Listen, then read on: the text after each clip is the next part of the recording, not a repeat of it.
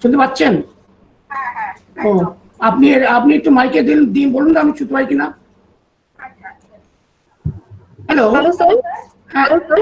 Hello না এইটা দেবেন না, মোবাইল না, আপনি ওতে দেখুন ওতে বলতে পারেন কিনা। আচ্ছা আচ্ছা স্যার, হোল্ড একটু। Hello hello hello hello hello খেয়ালি দত্ত হালদার। হ্যালো ডক্টর পাচ্ছেন? শুনতে পাচ্ছেন না স্যার, আমি আপনি আপনাকে আপনি একটু মাইকে দিন বলুন আমি শুনতে পাই কিনা। আপনি মোবাইলে আমাকে করবেন তাহলে। আচ্ছা ঠিক আছে। Hello hello sir. শুনতে পাচ্ছেন? Hello sir. মোবাইলে হ্যালো না এটা দেবেন না, মোবাইল না, আপনি ওতে দেখুন যদি বলতে পারেন কিনা। আচ্ছা আচ্ছা স্যার, হোল্ড। মাঝখানে যদি ওটা হয়ে যায়। হ্যালো হ্যালো আইটি দিয়ে বা কোনো আপনাদের কোনো হ্যালো খেয়ালি দত্ত হালদার মানে কোশ্চেনগুলো আপনি এতে বলুন আমি শুনতে পাচ্ছেন। শুনতে পাচ্ছেন না স্যার, আমি আপনি একটু মাইকে দিন বলুন আমি শুনতে পাই কিনা। আপনি মোবাইলে আমাকে স্যার। আচ্ছা ঠিক আছে। Hello sir. নমস্কার, মোবাইলে হ্যালো না এটা দেবেন না, মোবাইল না, আপনি ওতে দেখুন যদি বলতে পারেন কিনা। আচ্ছা আচ্ছা স্যার, হোল্ড। মাঝখানে যদি হ্যালো স্যার, শুনতে পাচ্ছেন? এটা হয়ে যায়। হ্যালো হ্যালো আইটি দিয়ে বা কোনো আপনাদের কোনো হ্যালো খেয়ালি দত্ত হালদার স্যার, শুনতে পাচ্ছেন স্যার? কোশ্চেনগুলো আপনি এতে বলুন আমি শুনতে পাচ্ছেন। শুনতে পাচ্ছেন না স্যার, আমি আপনি একটু মাইকে দিন বলুন আমি শুনতে পাই কিনা। হ্যালো স্যার, মোবাইলে আমাকে স্যার। আচ্ছা ঠিক আছে। হ্যালো নমস্কার, মোবাইলে হ্যালো না এটা দেবেন না, মোবাইল না, আপনি ওতে দেখুন যদি বলতে পারেন কিনা। আচ্ছা আচ্ছা স্যার, হোল্ড। মাঝখানে যদি হ্যালো স্যার, শুনতে পাচ্ছেন? এটা হয়ে যায়। হ্যালো হ্যালো আইটি দিয়ে বা কোনো আপনাদের কোনো হ্যালো খেয়ালি দত্ত হালদার স্যার, শুনতে পাচ্ছেন স্যার? কোশ্চেনগুলো আপনি এতে বলুন আমি শুনতে পাচ্ছেন। শুনতে পাচ্ছেন না স্যার, আমি আপনি একটু মাইকে দিন বলুন আমি শুনতে পাই কিনা। হ্যালো স্যার, মোবাইলে আমাকে স্যার। আচ্ছা ঠিক আছে। হ্যালো নমস্কার, মোবাইলে হ্যালো না এটা দেবেন না, মোবাইল না, আপনি ওতে দেখুন যদি বলতে পারেন কিনা। আচ্ছা আচ্ছা স্যার, হোল্ড। মাঝখানে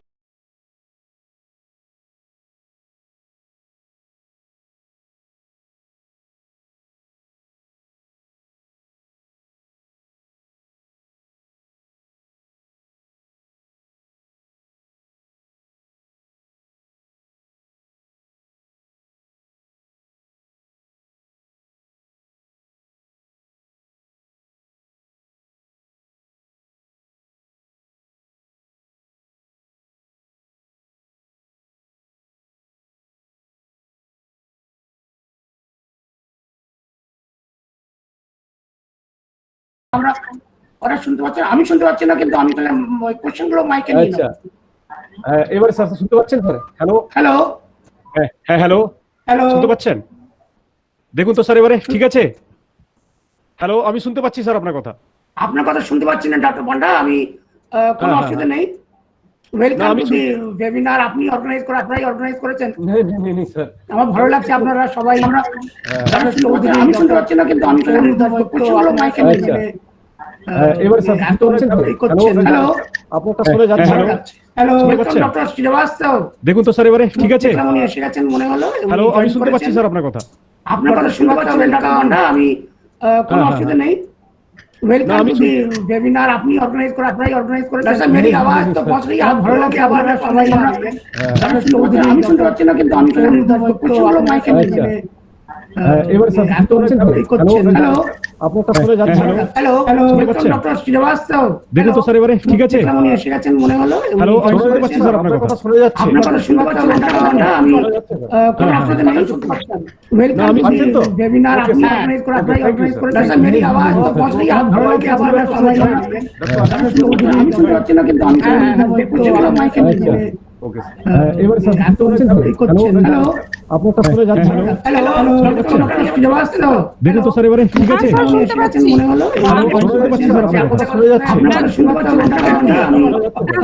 স্যার শুনতে পাচ্ছেন আমার কথা? না, আমি পাচ্ছেন তো? वेबिनार, आपनी অর্গানাইজ করেছেন। স্যার मेरी आवाज तो पहुंच रही है, ভালো লাগে আবার সবাই আমি শুনতে পাচ্ছি না, কিন্তু আমি কোশ্চেনগুলো মাইকে নিয়ে নেব। ওকে স্যার, এবারে স্যার শুনতে পাচ্ছেন? হ্যালো আপনারটা শুনে যাচ্ছে। Hello doctor Srivastava. দেখুন তো স্যার এবারে ঠিক আছে? উনি এসে গেছেন মনে হলো। আমি শুনতে পাচ্ছি স্যার আপনার কথা। শুনে যাচ্ছে। আপনার শুনতে পাচ্ছি স্যার শুনতে পাচ্ছেন আমার কথা? না, আমি পাচ্ছেন তো? वेबिनार, आपनी অর্গানাইজ করেছেন। স্যার मेरी आवाज तो पहुंच रही है, ভালো লাগে আবার সবাই আমি শুনতে পাচ্ছি না, কিন্তু আমি কোশ্চেনগুলো মাইকে নিয়ে নেব।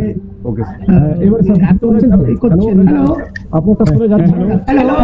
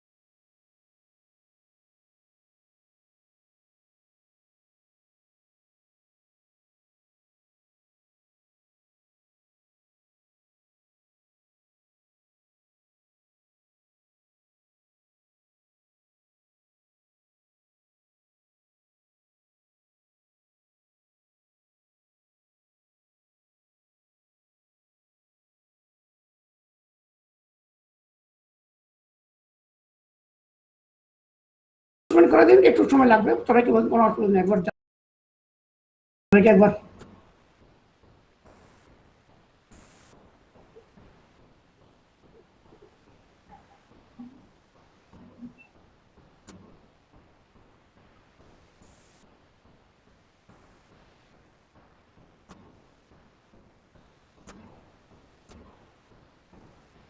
করে দিন, একটু সময় লাগবে, সবাইকে বলতে কোনো অসুবিধা নেই, একবার সবাইকে একবার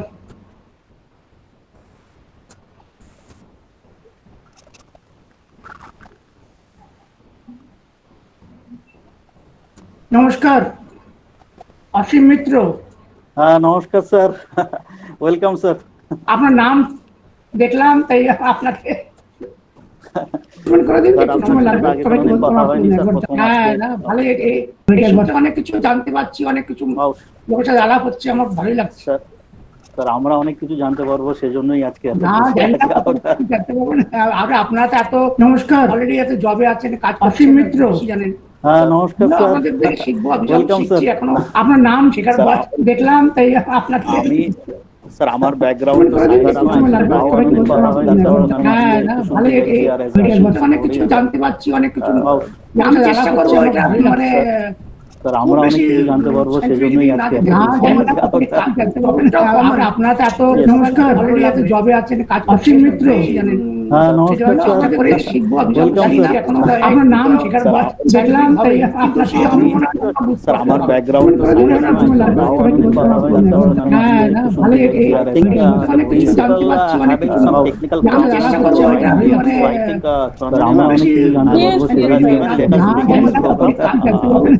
আপনারা তো এত জবে আছেন, মিত্র জানেন। শিখবো, আপনার নাম শেখার দেখলাম, তাই আপনার স্যার আমার background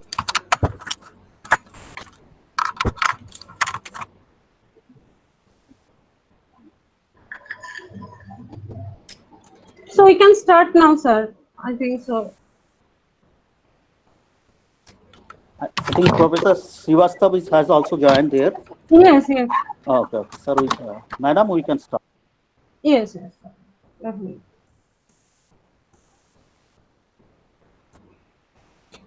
A very good evening to one and all present out here. Myself, Dr. Chandani Chaudhary, Assistant Professor and Head, Department of Botany, North Bengal St. Xavier's College, and convener of today's webinar. I extend my hearty welcome to all of you. I cordially welcome to both of our eminent speakers for this webinar. Dr. Tapun Kumar Mukherjee, former Chief Scientist and Editor, Indian Journal of Traditional Knowledge, CSIR, and Dr. Ramesh Chandra Srivastav, former Joint Director, Botanical Survey of India. I would like to thank all participants for joining today's webinar on role of Indian traditional medicine in COVID-19 pandemic situation. Indian traditional medicine or medicinal plants are considered as a vital source of new drugs. India is well known for its traditional medicinal system like Ayurveda, Siddha, Unani, etc. About 80% of rural and tribal population in India depends on the tribal herbal medicine. These medicines are not only used for primary health care in developing countries, they are also used in developed countries as well.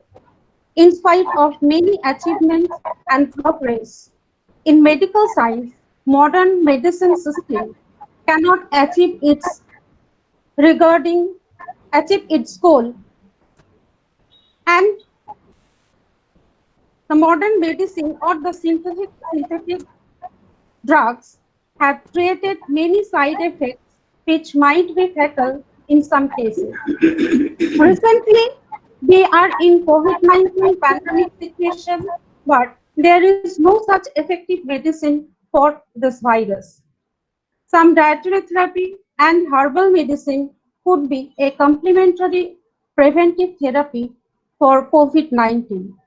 This national level webinar role of Indian traditional medicines in COVID-19 pandemic situation will explore the importance and challenges of traditional knowledge and herbal medicine in recent perspective.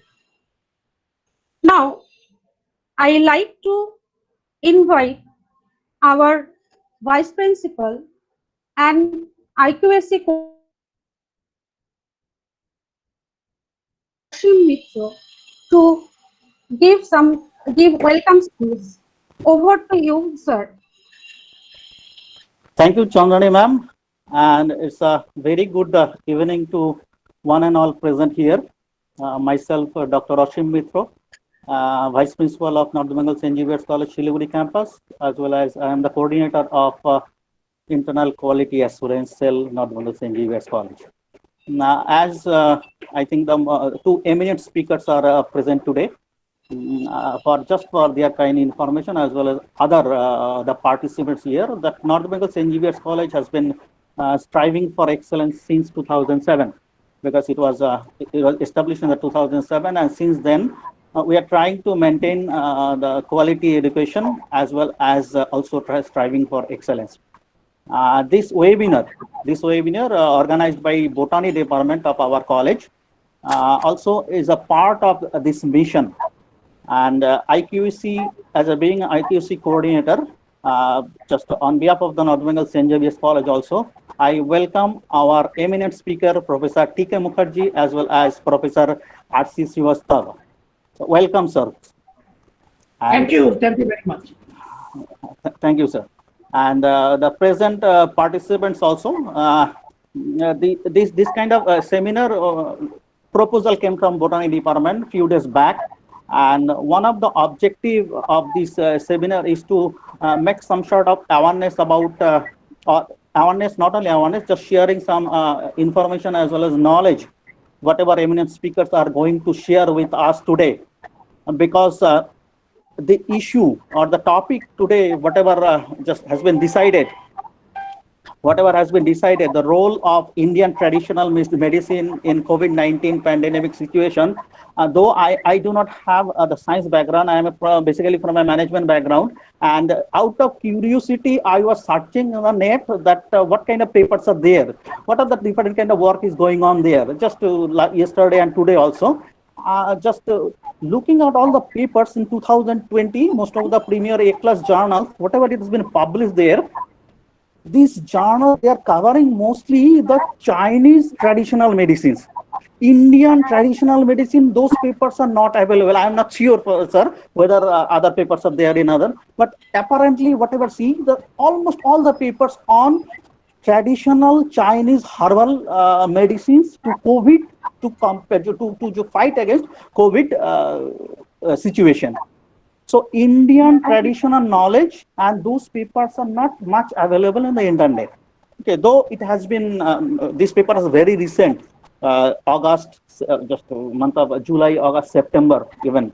Okay, so since March, when it has been declared as a pandemic, okay, I think that is in our the healthcare system, overall Indian healthcare system, the traditional knowledge is playing an important role wherever we go. And this knowledge, maybe, is my perception, is not shared with all the people properly. Today's webinar, what I believe, sir, that is, we're going to enlighten us and also develop some sort of curiosity among ourselves, the participants, that we can just explore this knowledge in a better way. So I should not speak much because I am not a person from the same field. So I welcome our eminent speakers, and we are eagerly waiting for your knowledge sharing deliberation. Thank you for joining us. Thank you for your consent to be a speaker in today's webinar. In future, we think that is our IQC as well as Botany department will go further for conducting this kind of webinar in future also.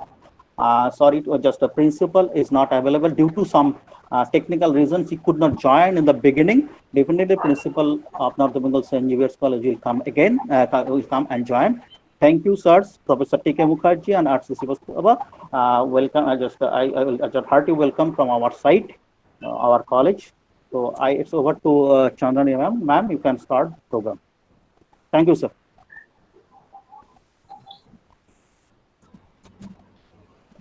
I would like to request Dr. Shobis Dashgupta, Assistant Professor of Botany and Organizing Secretary of this webinar, to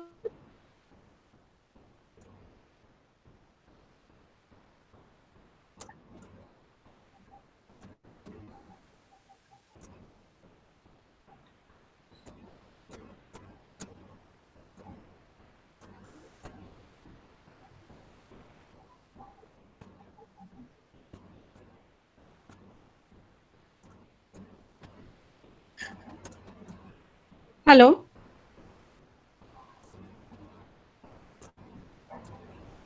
Shobis sir. Yes. Thank you, ma'am. Thank you, Chandani ma'am. Good Yes. evening, good evening, distinguished panelists. Dr. Rashid Mitra, Vice Principal, North Bengal St. David's College, my colleagues and all the participants. I would like to take the opportunity to introduce our first speaker, Dr. Tapan Kumar Mukherjee. Dr. Mukherjee obtained his doctorate degree from Rajasthan University. He is an eminent researcher in the field of ethnobotany. His research areas include traditional knowledge, ethnomedicine, Indian systems of medicine, traditional medicine, and medicinal plants. He was superannuated from CSIR Nisker as chief scientist. Dr. Mukherjee served as an editor of Medicinal and Aromatic Plants Abstracts and Indian Journal of Traditional Knowledge published by CSIR Nisker. He was also associated with Traditional Knowledge Digital Library since its inception. Dr. Mukherjee has an experience of more than 30 years of research and editing scientific reports and articles. He has to his credit over 80 research papers, 50 popular articles in different languages, several books, and book chapters. He has attended many national and international conferences and presented papers as resource person. Dr. Mukherjee is also a fellow of Indian Botanical Society. He was also awarded with the prestigious SFE Titian Oration Award in 2019. Now I would like to request Dr. Mukherjee, Dr. Tapan Kumar Mukherjee, to share his thoughts on prevention of traditional knowledge through documentation. Sir, please.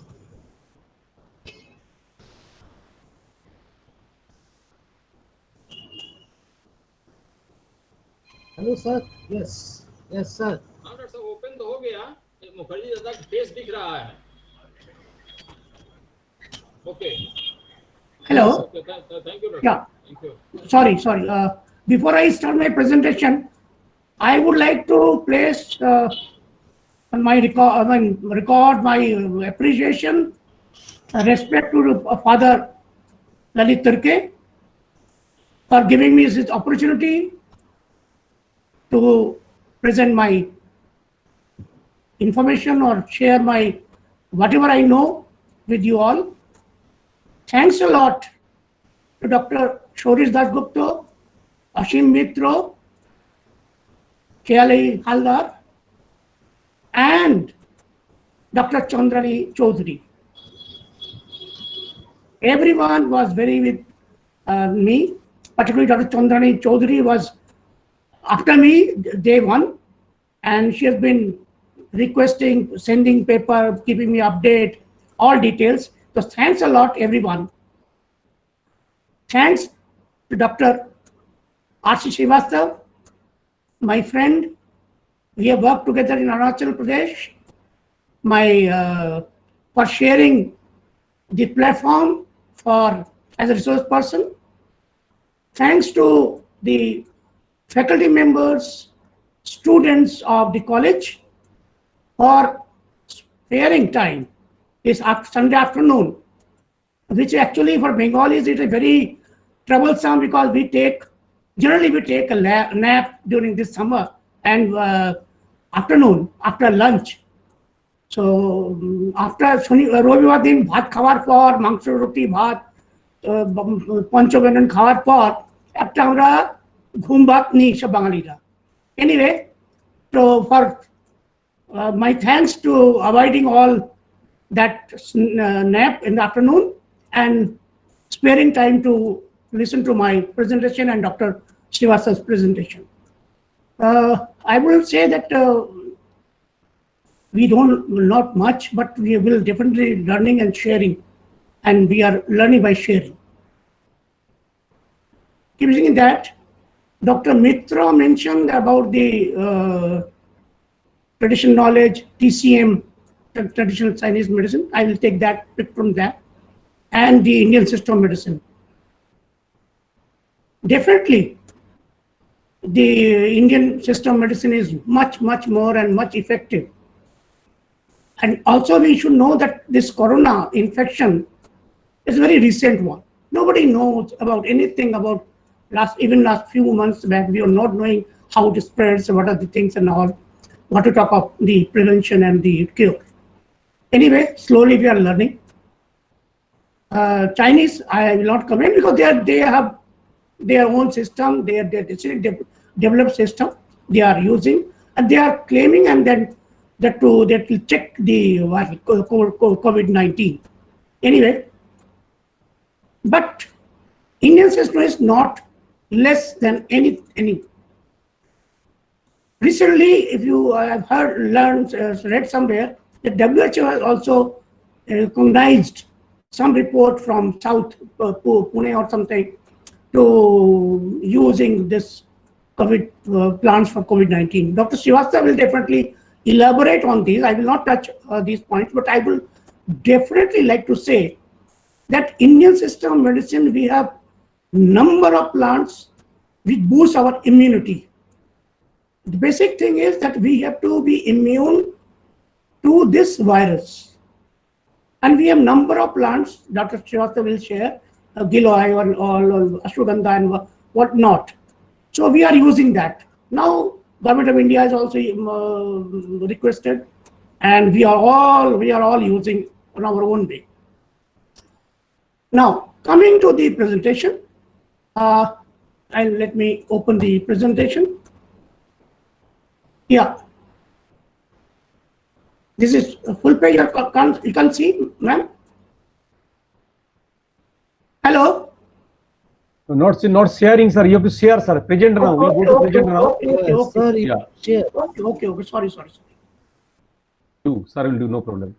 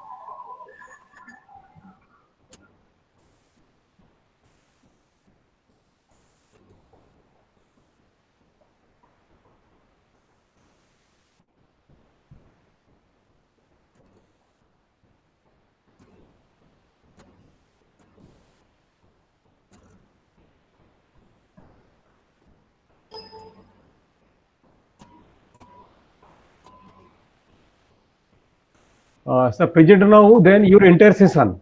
You go to first right corner, present now. Then your entire session. Automatically you will share, sir. Okay, it is not coming actually. Earlier it was enter session, enter screen. Enter screen, yeah. It's not coming. Anyway, I'll open the screen first. First you go to present now. It's coming? Present now, then your enter session click, sir, your enter session.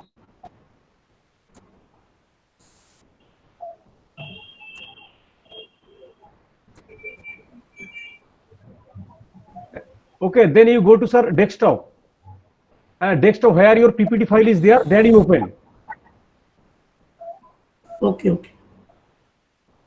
Enter present now, no? Present now. Present now, yeah. Right side. Present now, then your enter session. Yeah, present now. There's no enter session, there's no coming the enter window. Enter session. Enter screen. Your enter screen is there. Entire screen, yes. Yeah. Yes, you click it.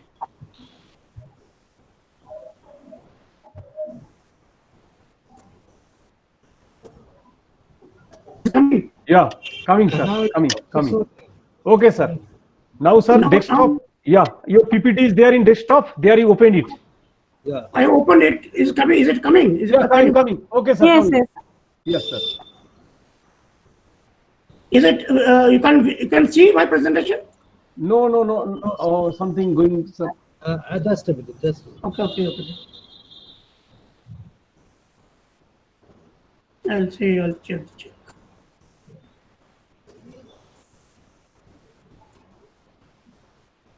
Now? No sir, not coming. Okay. I'll just know why it's I not think- coming.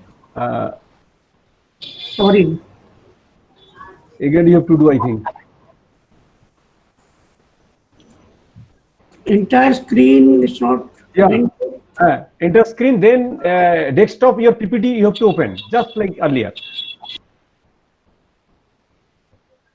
I opened the PPT. No, actually share, maybe entire sharing not done, sir.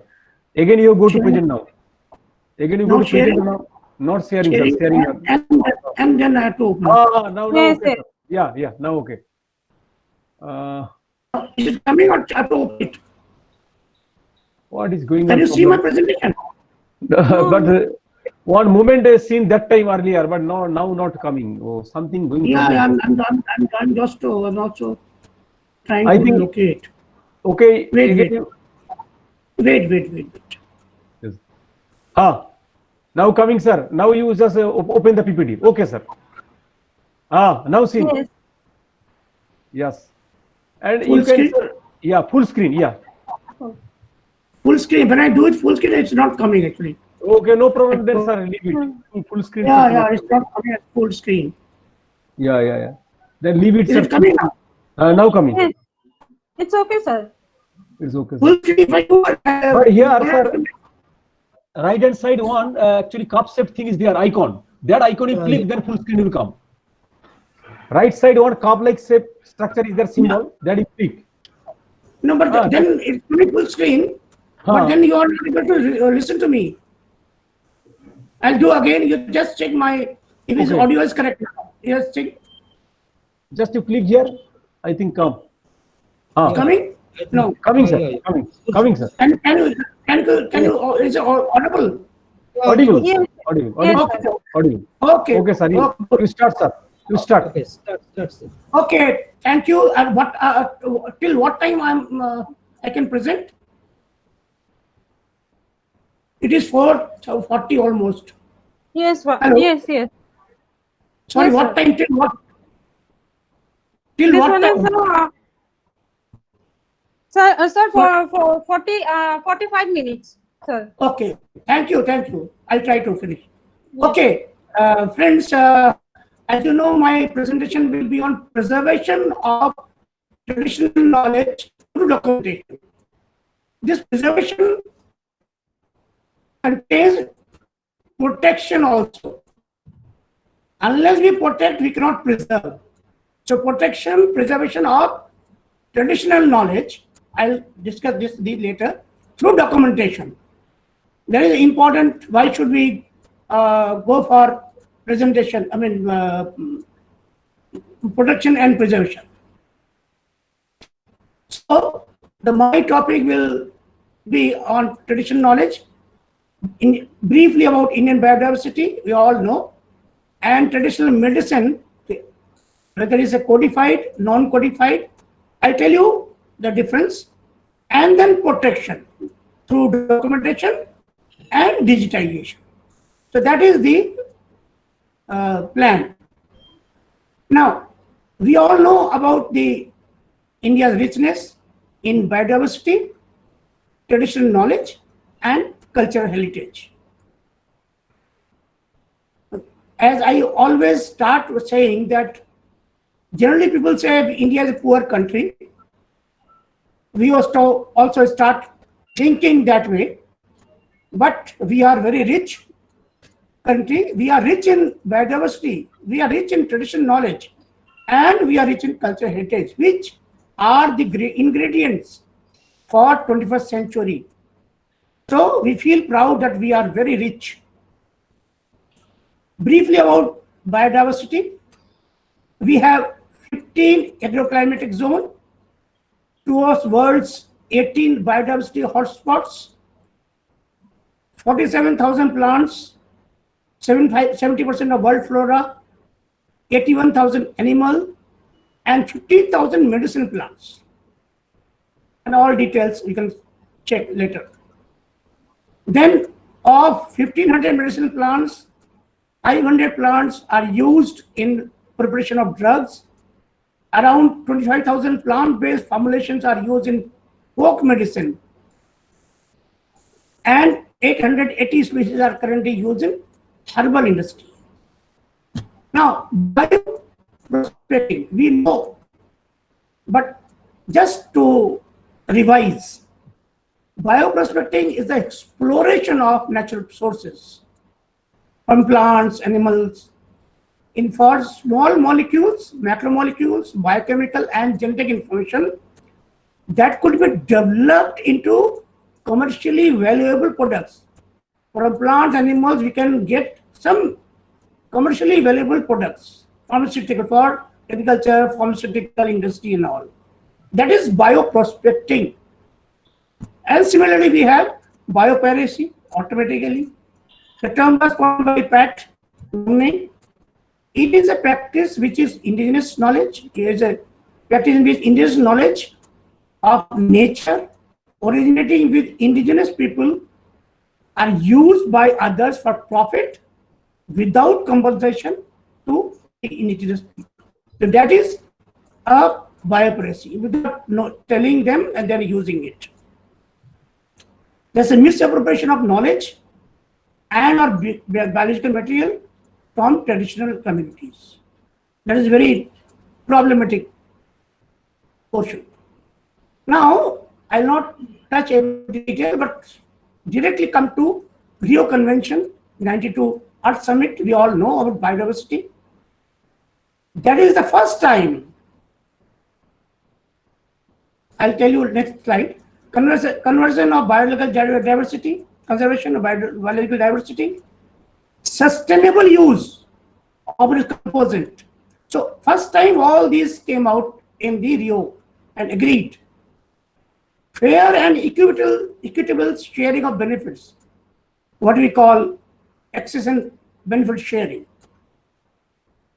And agreement to cover all ecosystem species and genetic resources. These are the main points which emerged in this Rio regarding biological diversity. And in that only, for the first time, traditional knowledge got recognized. First time. In Article 1.8J, CBD encouraged to equitable sharing, access benefit sharing, arising of TK, conservation of and sustainable use, and local community that involves sharing of traditional knowledge and resources. The first time they were recognized in 92 CBD. We all know the tribes and just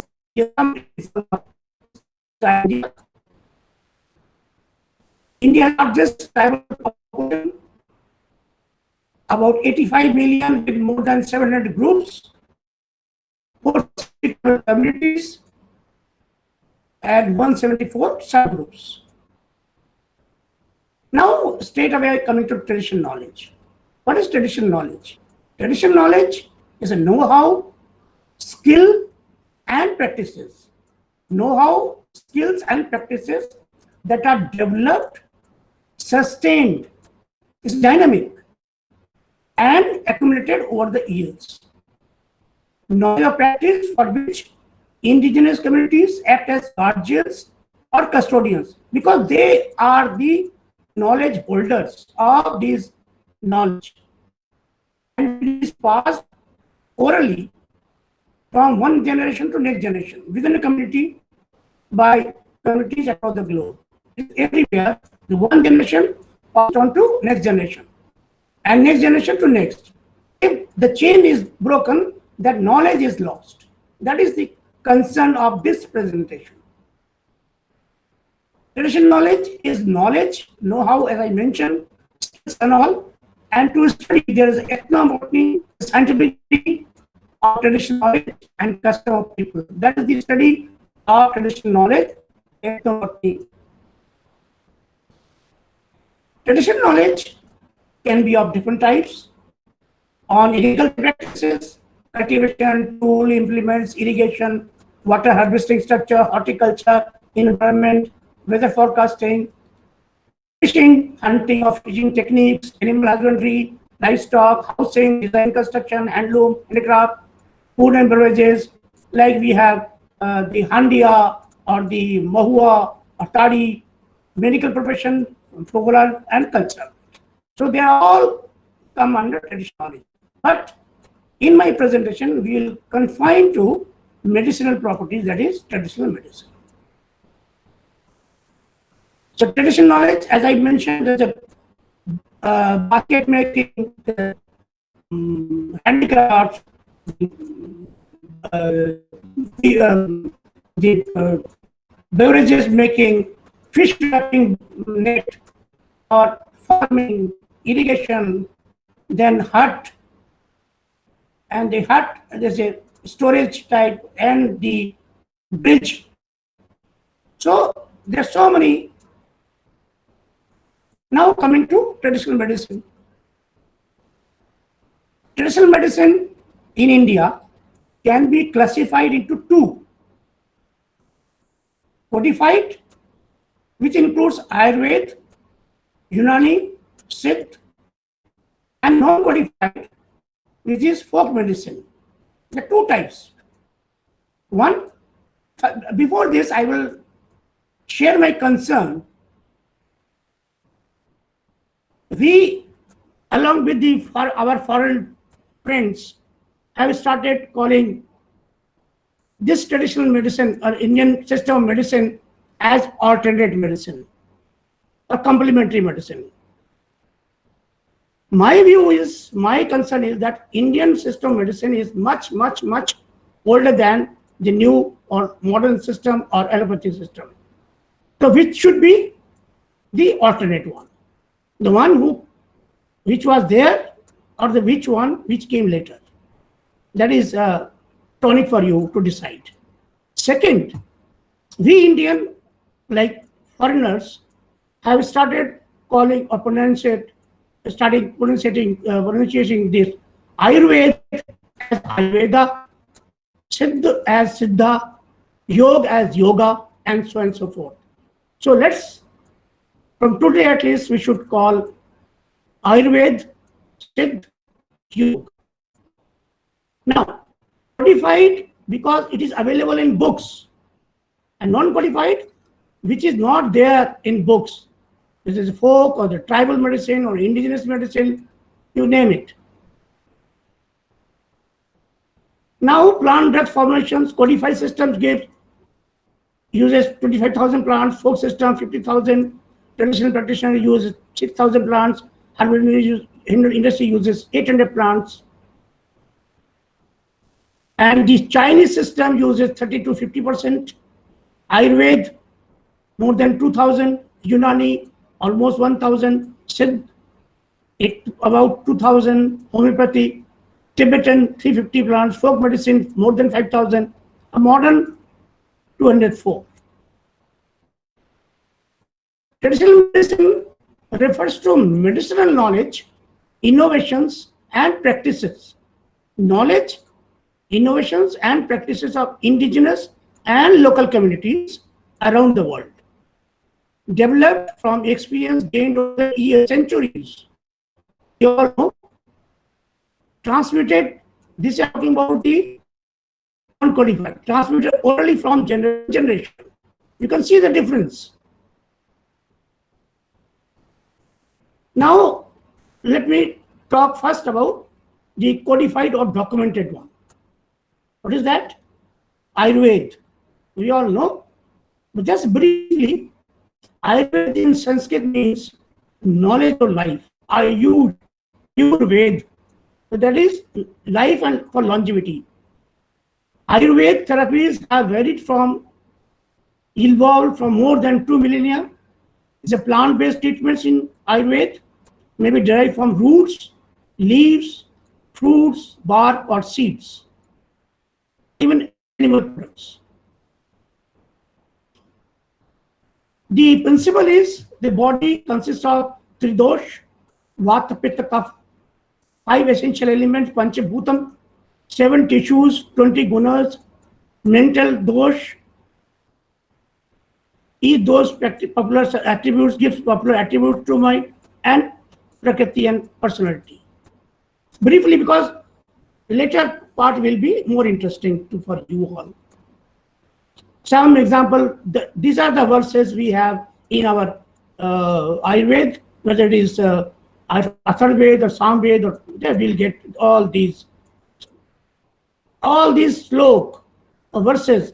Mind you, this slok contains every details. So when we talk about TKDL, we'll tell you these type of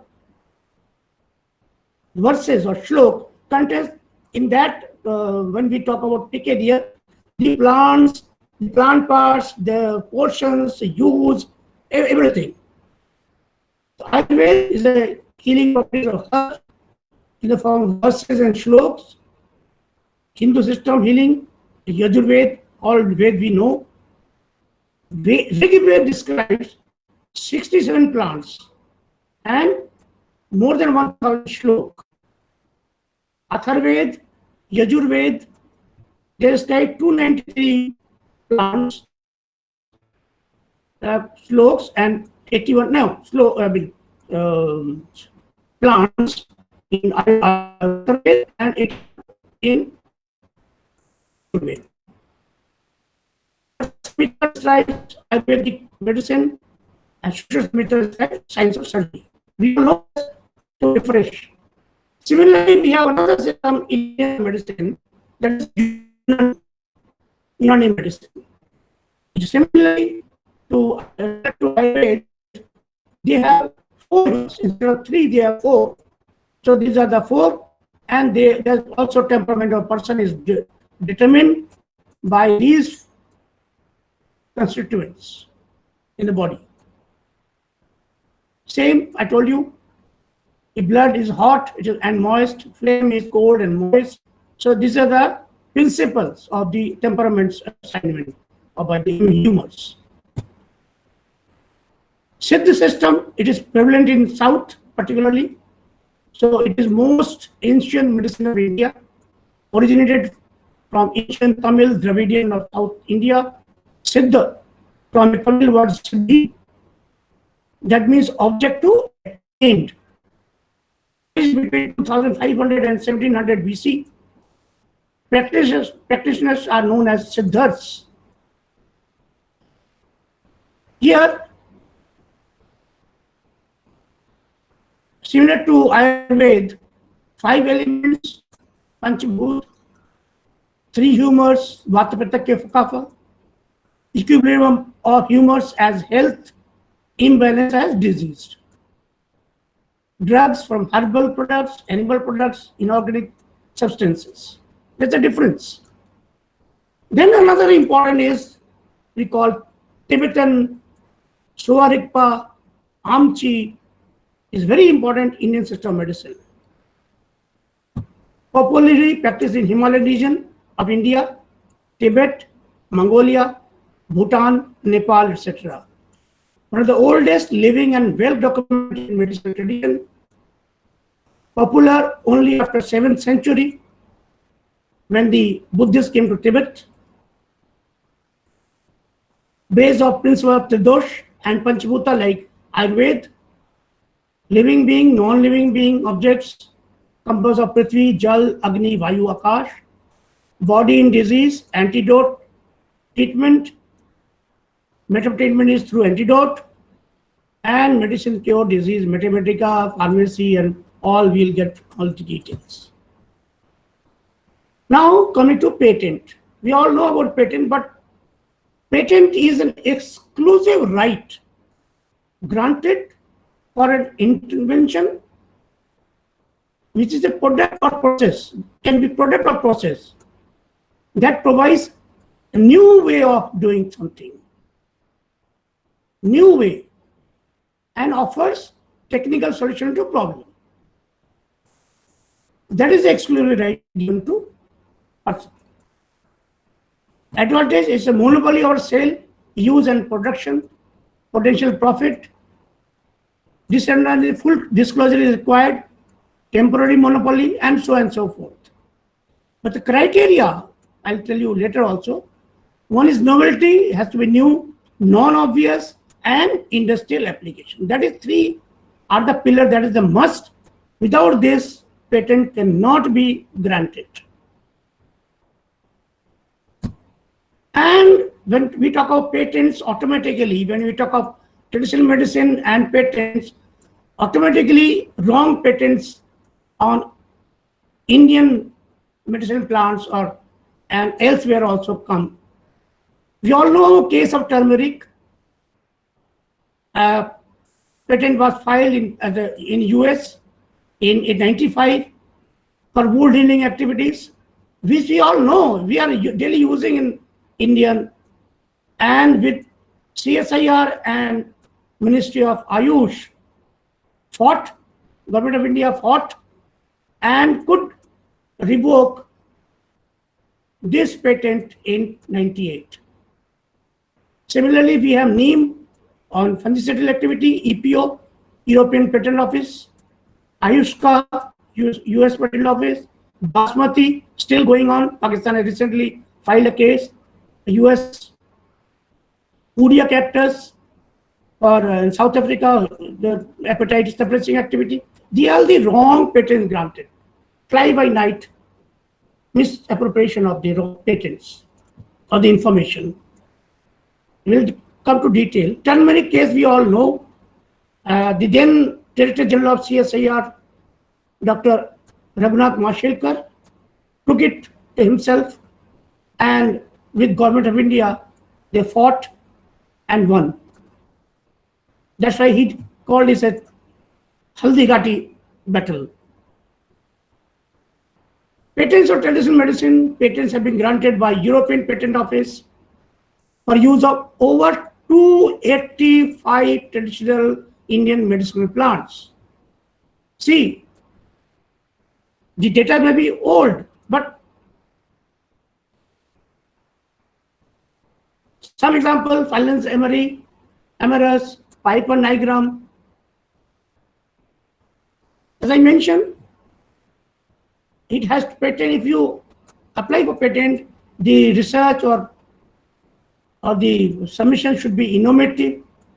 It should be non-obvious, not known by anticipated by prior use, and it has commercial application.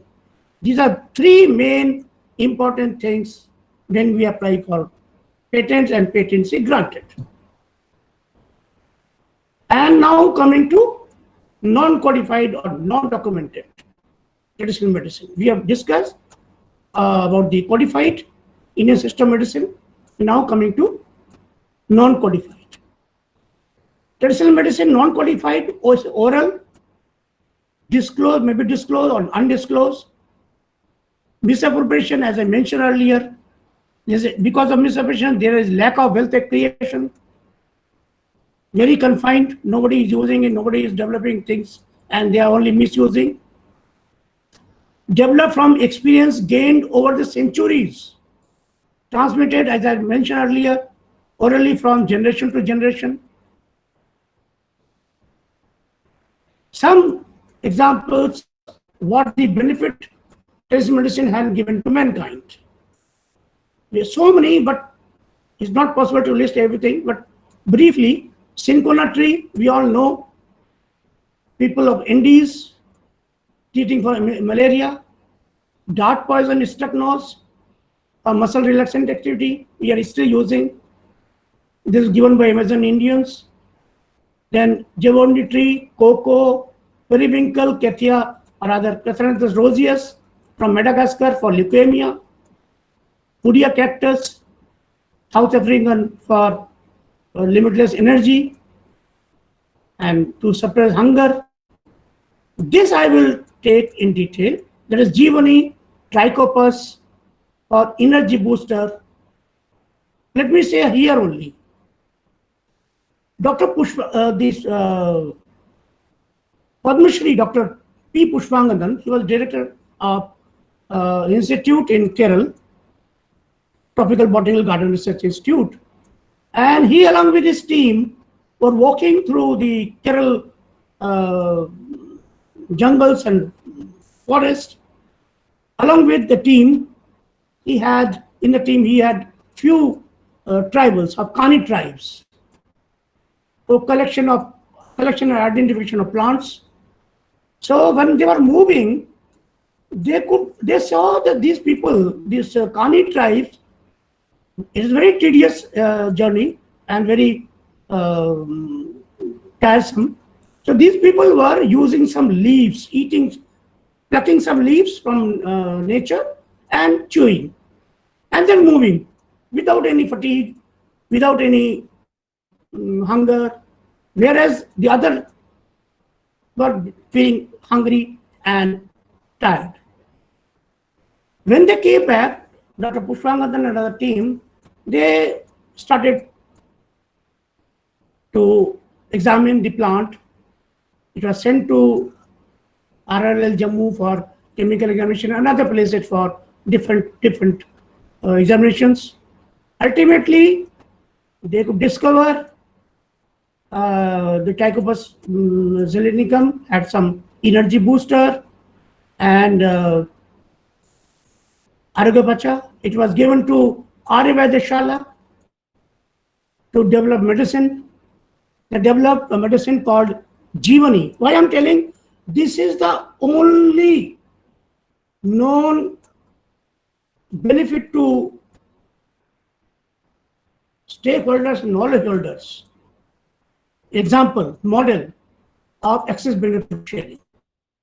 So this drug was developed, MU was signed, and the benefit was shared with these Kani tribes. That is Jivani drug is available, and this is the benefit from these knowledge holders to mankind. There are other examples of Heloptis, Amimajus, Papaver somniferum, and more. I will not go detail because other things are. Say Jivani, I have already told you, and Budia cactus, hepatitis surprising, malaria, and other. And knowledge holders can be individual who are having knowledge, several individuals or communities.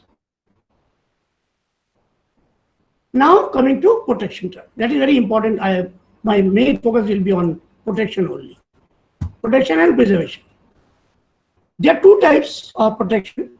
One is defensive or offensive.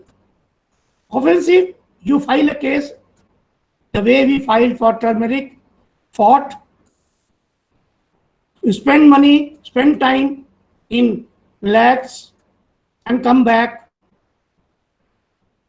Second is defensive. Why defensive? What is defensive? You have to provide database. Let me explain. These patent offices, international patent offices, whether it is US or EPO or UK, UKPO or wherever, Japan patent office, throughout the world, these patent offices have database with them, different databases. When someone applies for patent, they go through these databases, whether it's a plant-based or whatever. If they find the information is available within database, it is in public domain, so they reject the patent because it has to be new. But in our case, Indian system medicine, database was not available with them, when people write for haldi or neem or other amla and all, they went to the database but couldn't find anything. So they had no option but to grant. Then it is open, you can send challenges, you can fight, whatever it is. But it was not that at that level it was stopped. So defensive is outside party does not obtain IPR over TK belonging to someone else to check through databases, Chinese, CTM or TKDL. TKDL I will elaborate. So protection of codified, we have started with codified first, Ayurveda, Unani, Siddha, Yoga, then government will take up in non-codified. So protection through digitization. Protection can be through documentation or digitization. We all know this is a Journal of Ethnopharmacology, elsewhere publishes it. It covers the ethnobotany or traditional knowledge. And in India, or rather in Asia, the only journal available on the journal of traditional knowledge. Luckily, I was editor till 2010, after superannuation actually, but still I'm attached with them. So this is the journal. This is Index journal and reputed now. There are others also. There's a ethnobotany from Lucknow is published. The Society of Ethnology from outside Italy. Then a Society for Ethnopharmacology, which I am life member. Then it is International Society, the Society for Economic Botany. So there are so many now things are coming and people are interested and they are doing the research, they are helping and whatnot. Some publication, I'll tell you, there is now interest in traditional knowledge. People are doing traditional knowledge, biodiversity, traditional, so many publications are coming, books are coming. So IPO, WIPO is coming up, so many things is going now. Traditional knowledge, people are doing and interest has been created. Now straight away coming to TKDL. TKDL is Traditional Knowledge Digital Library. Objective and target audience, prevention of Objective was to, as I mentioned, have to check the misappropriation of Indian knowledge on medicine through providing database. So that was the objective. Target audience mentioned about the total. Initially, we have sent it to patent offices to prevent misappropriation of Indian traditional knowledge in their format. And I'll tell you that in a patent office for multilingual, it is available in French, German, Japanese, English, and Spanish. So it is all these foreign patent offices can use. And break in format means we have converted Shlok, which is in Sanskrit, to these 5 languages. Unani, we have converted Urdu and Persian verses into these languages. So Siddha, it is in Tamil. So we have converted those into patent applicable form into these languages. So we have broken the format and language. It is to create more accessible non-patent literature database on TM, Traditional Medicine of India. It's a collaborative project, CSIR and Ayush, Ministry of Health, and it was initiated in 2001. TKDL access is a non-disclosure agreement. It has been accessed by these, given to these patent offices on non-disclosure agreement. They will not disclose to anyone. It is for only to check any misappropriation.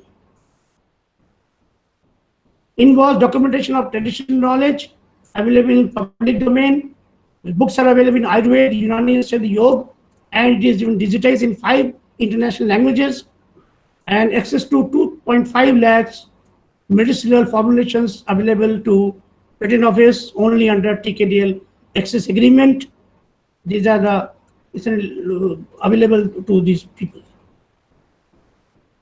More than 150 books on Ayurveda, Unani, Siddha, and Yoga, which are in public domain, have been transcribed into 34 million pages of information, translated into 5 languages, and at about 1 lakh formulations or verses of Ayurveda, 2 lakhs Unani, 20,000 Siddha, and 2,000 Yoga had been already been put in the database and made available to these patent offices, internal patent offices, on non-disclosure agreement.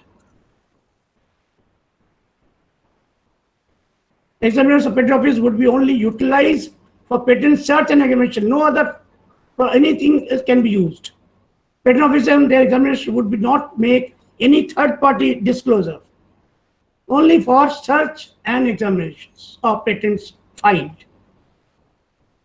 And these patent offices have been given in these days, still there.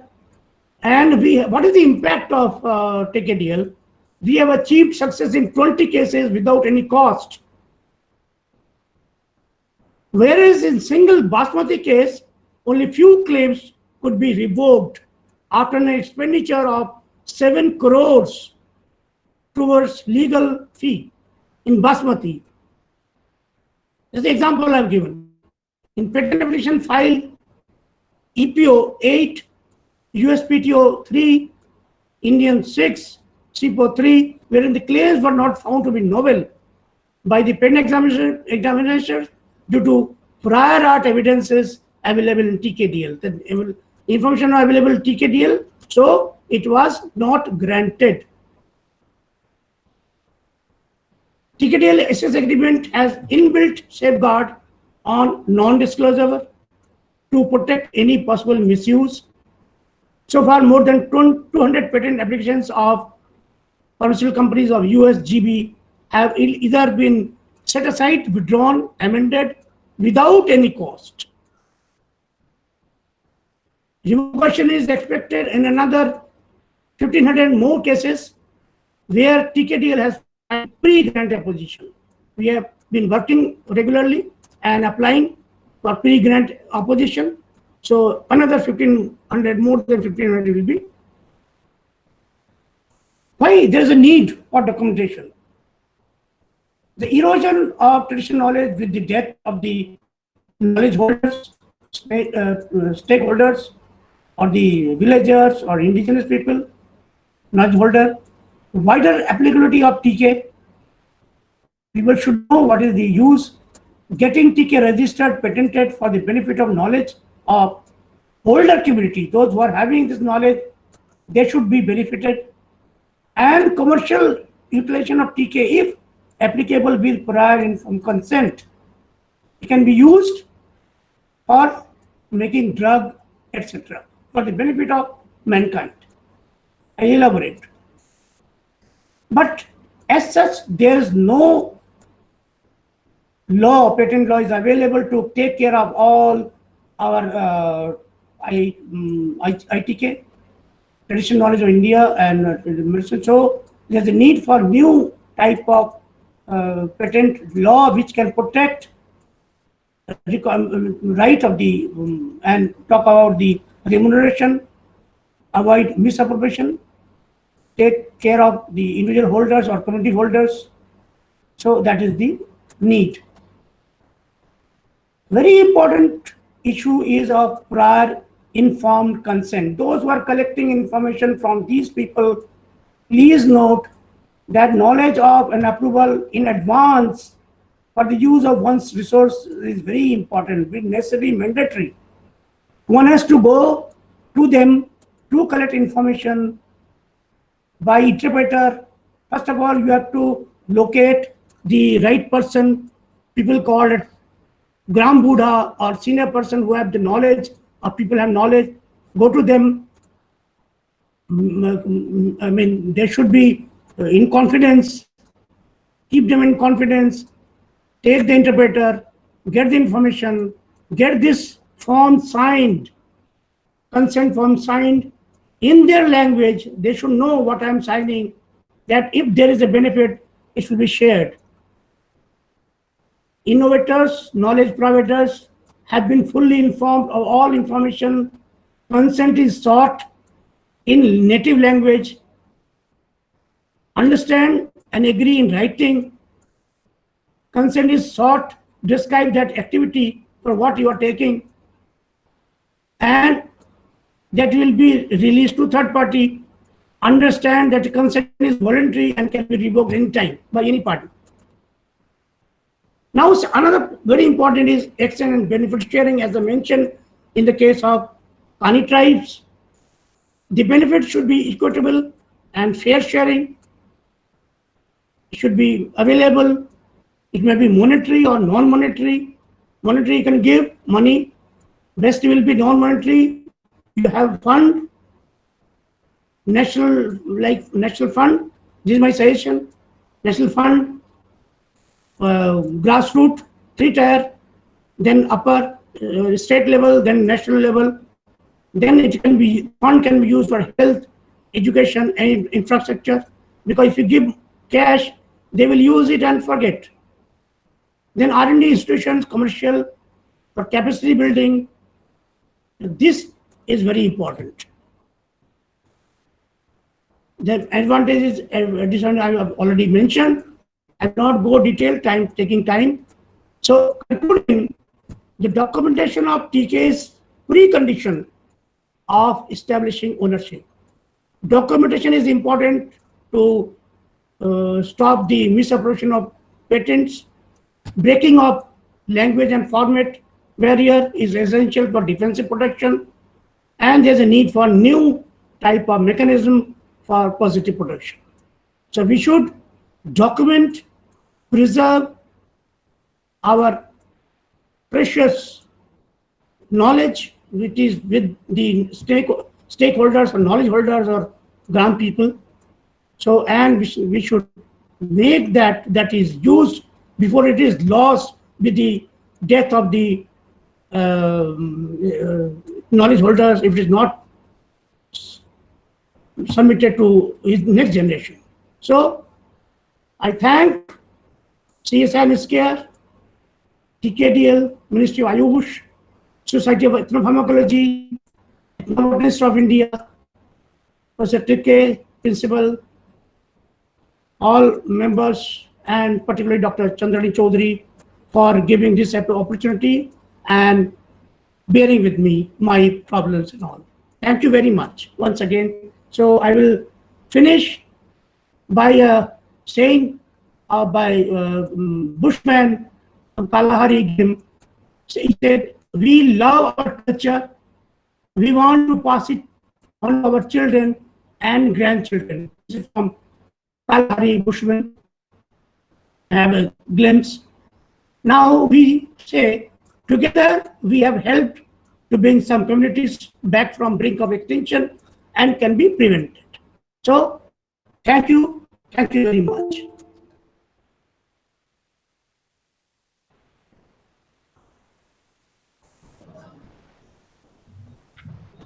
Thank you, sir, for your very informative presentation. I freeze in time. I think I'm not. Oh, yeah, definitely, sir.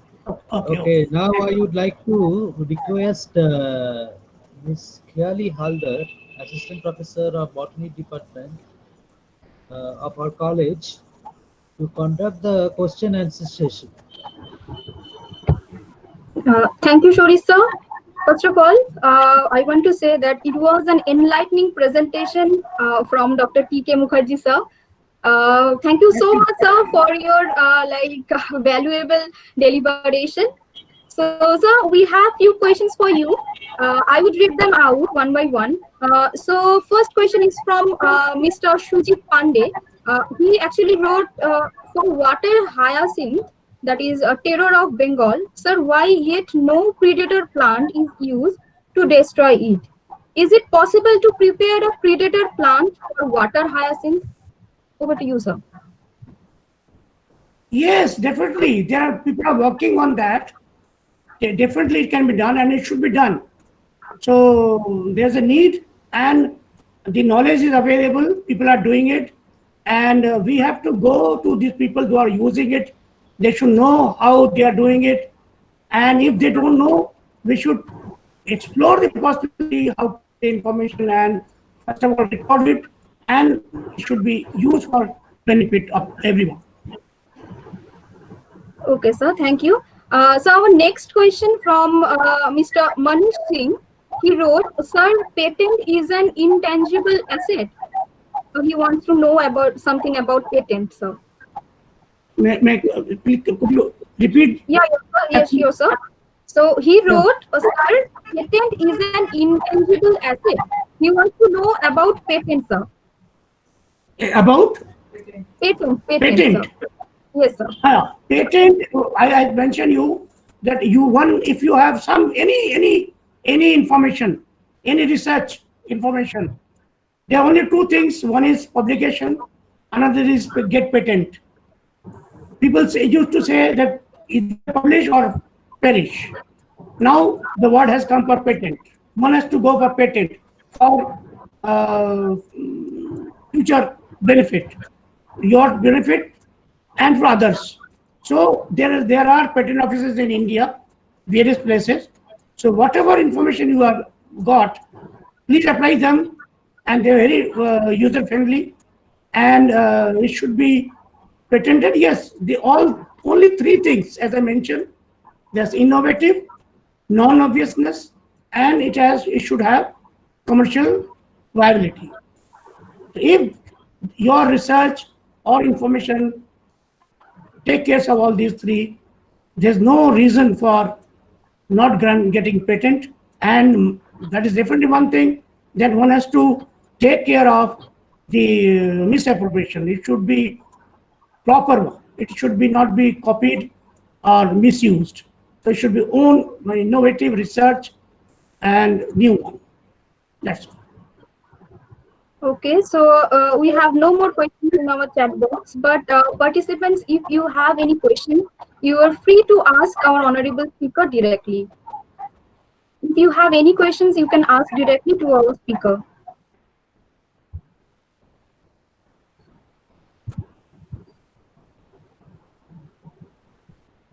Welcome, Dr. Singh. Dr. H.B. Singh, welcome.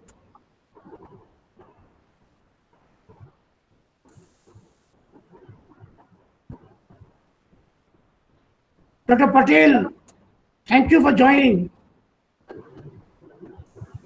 So we have another question here. This is from Ms. Kritika Sherpa. She wrote, "How can protection of TK be framed?" So I repeat, how can protection of TK be framed? TKDL. TK be framed, sir. Protection of TK? No, sir, traditional knowledge. How traditional knowledge be protection of traditional knowledge? Yeah. Traditional knowledge only. Yeah. I mentioned you, I think you are missed.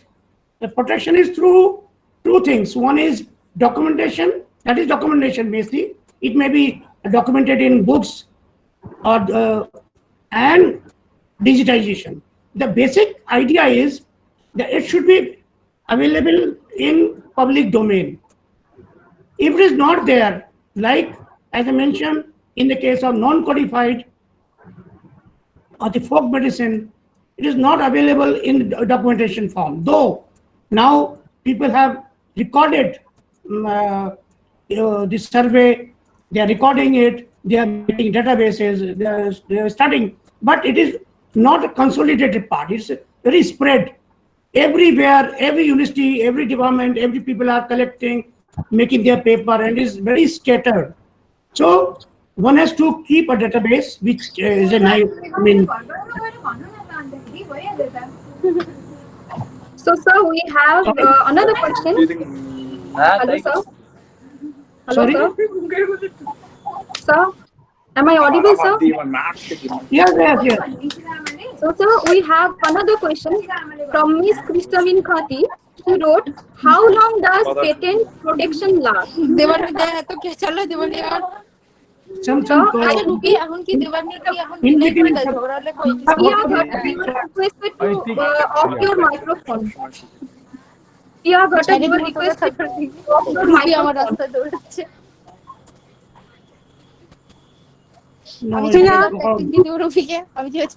Okay, sir, you continue. The Yeah, question please. is, how long does patent protection last? It's not clear to me. I can't. I think Pia Ghatak must mute your microphone. Or you can. Pia Ghatak must mute your microphone. You can continue mobile so that I can. Yeah. Hello, sir. Am I audible to you?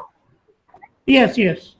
Yeah, sir. So the question is from Kristamin Khati. She wrote, how long does patent protection last? Patent protection. It is 20 Yes, sir. years. 20 years. Depending on a portion or what is you applied. What is it protect? I mean, is applied. Then you have to go for pre-check. There's a claim. If anybody claims against that, you have to go through that. So it is available. Okay, sir. So thank you once again, sir, for addressing the queries of our participants. Now, as we are running out of time, we have to finish our question and answer session here. So once again, sir, thank you so much. And Thank you now, very much. yes, Yeah. thank you, sir. And now this Thank is you. all from my end. Over to you, Shori, sir.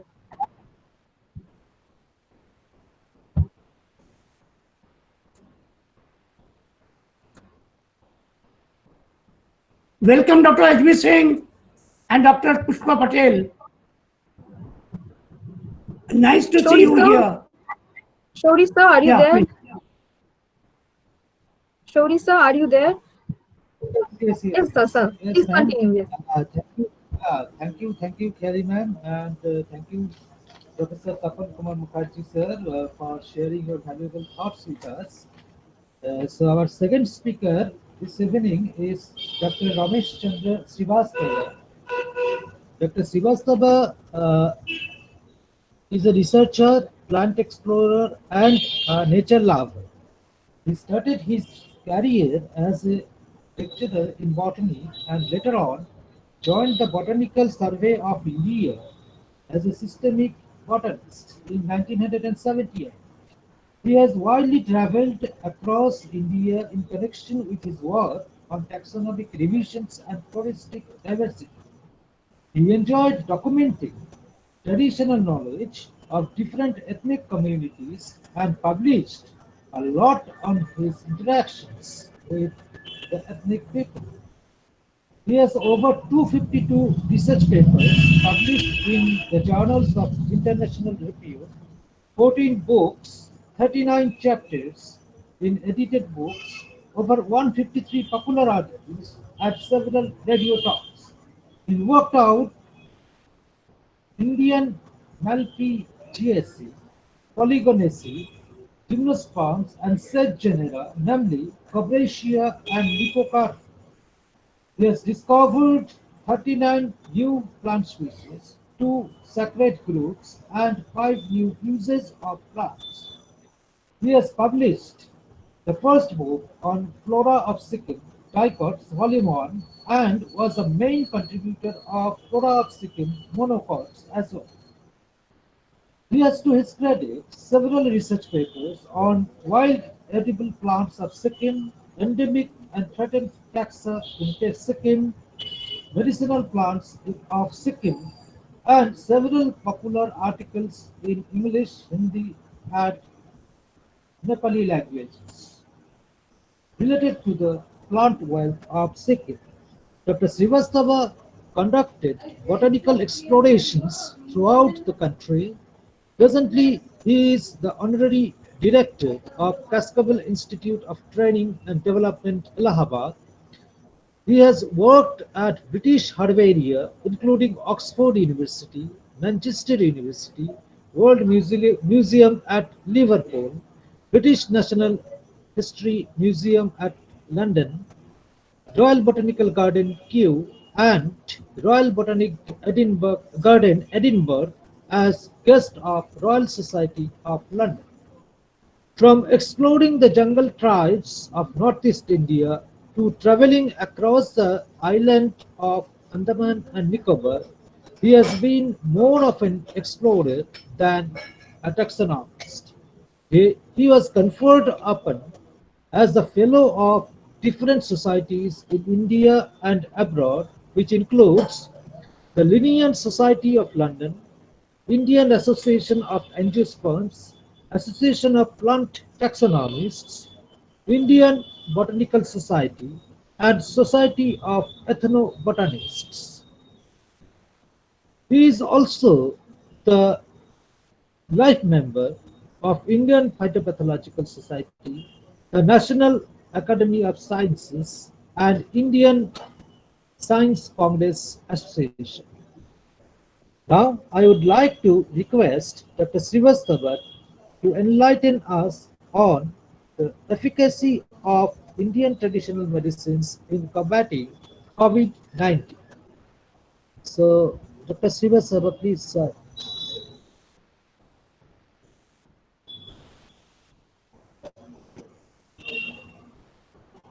Okay, I am calling Srivastava sir. Maybe he muted. I am calling. Yeah. No problem.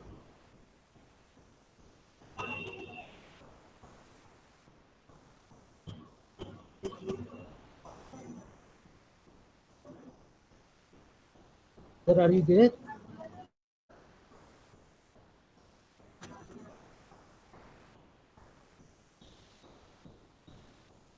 Hello, sir.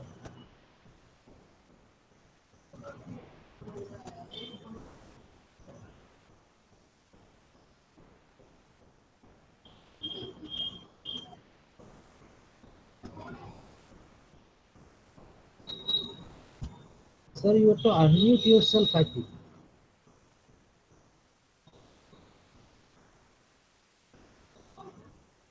Hello, sir. Sir is coming. Oh, I see. Okay. Yeah, right. I am calling him. Sorry, sir. नहीं sir, unmute कीजिए sir, unmute. आपका microphone mute है ना, unmute करना पड़ेगा sir.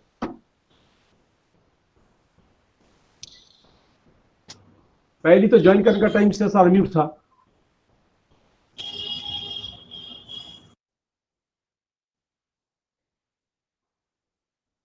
नहीं, नीचे वाला है सर, पूरा डाउन में जाइए, नीचे एक ऑप्शन है माइक्रोफोन का, उसको सर क्लिक करने के बाद वो अनम्यूट हो जाएगा। पूरा नीचे आ जाइए, डेस्कटॉप का नीचे जो उधर कैमरा भी ऑफ है आपका, दोनों ही ऑफ है आपका कैमरा, वो जो है नीचे एक माइक्रोफोन का है ना सर, माइक्रोफोन का जो सिंबल है उसको अनम्यूट करना पड़ेगा सर।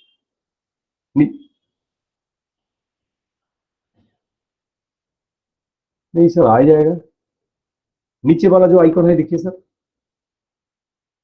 अभी okay sir, now camera on कीजिए सर, कैमरा ऑन कीजिए। Camera on, screen is visible. अभी विजिबल बड़ी microphone is on, sir. Okay, please microphone is switch on. on your camera. Okay, now Yes, sir, yes. okay sir. Now come to sir present now. Below वो earlier जो practice किया था sir, वो ऐसे हो जाएगा sir. नीचे वाला वो जो प्रेजेंट नाउ है, आइए सर, प्रेजेंट नाउ तो फिर चला गया, नहीं आ रहा है। नहीं, आ जाएगा सर, नीचे वाला है, नीचे थोड़ा स्क्रीन सर कीजिए, वो आ जाएगा। नीचे थोड़ा आइए सर। आइए सर, नीचे आइए सर, आ जाएगा sir. Now, you got sir present now? No, not seen. Just 1 minute. Okay sir.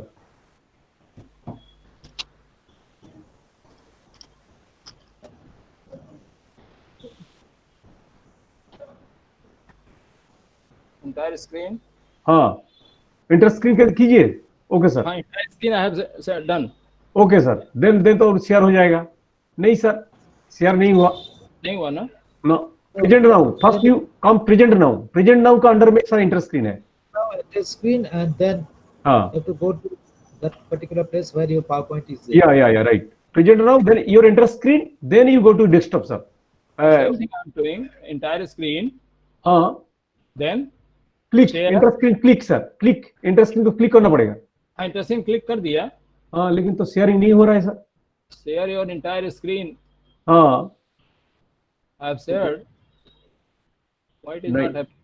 No, your enter screen one option is there. There you have to click. I have done that. But then they automatically come. Again, I'm doing. Again, you just try. Present now. Entire screen. Now. No, share. Not share, sir. Sharing तो ही नहीं हो रहा है, sir. Okay, just 1 minute.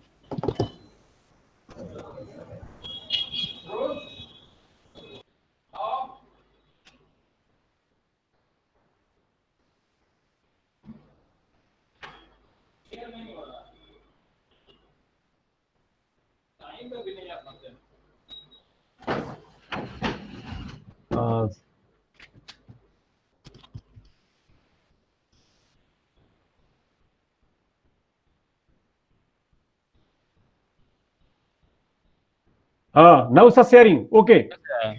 Yes, sir. You go to desktop, sir. Then. Right. Sir, इसको बड़ा कीजिए, sir. Bigger size हो जाएगा, sir. Right, sir. Okay. Now visible. Yes, sir. Okay. Thank you, Dr. Panda. Yeah, thank you, sir. So, good evening to everybody. I am R.C. Srivastava, a retired scientist from Botanical Survey of India. I am still a student of botany, learning about the plants and their miracles. With due respect to Professor Lalit P. Tirke, Principal Saab, Professor Asim Mitra Saab, Dr. Chandrani Chaudhary Saab, Subhas Dutta Saab, Professor T.K. Mukherjee Saab, and Dr. Panda Saab.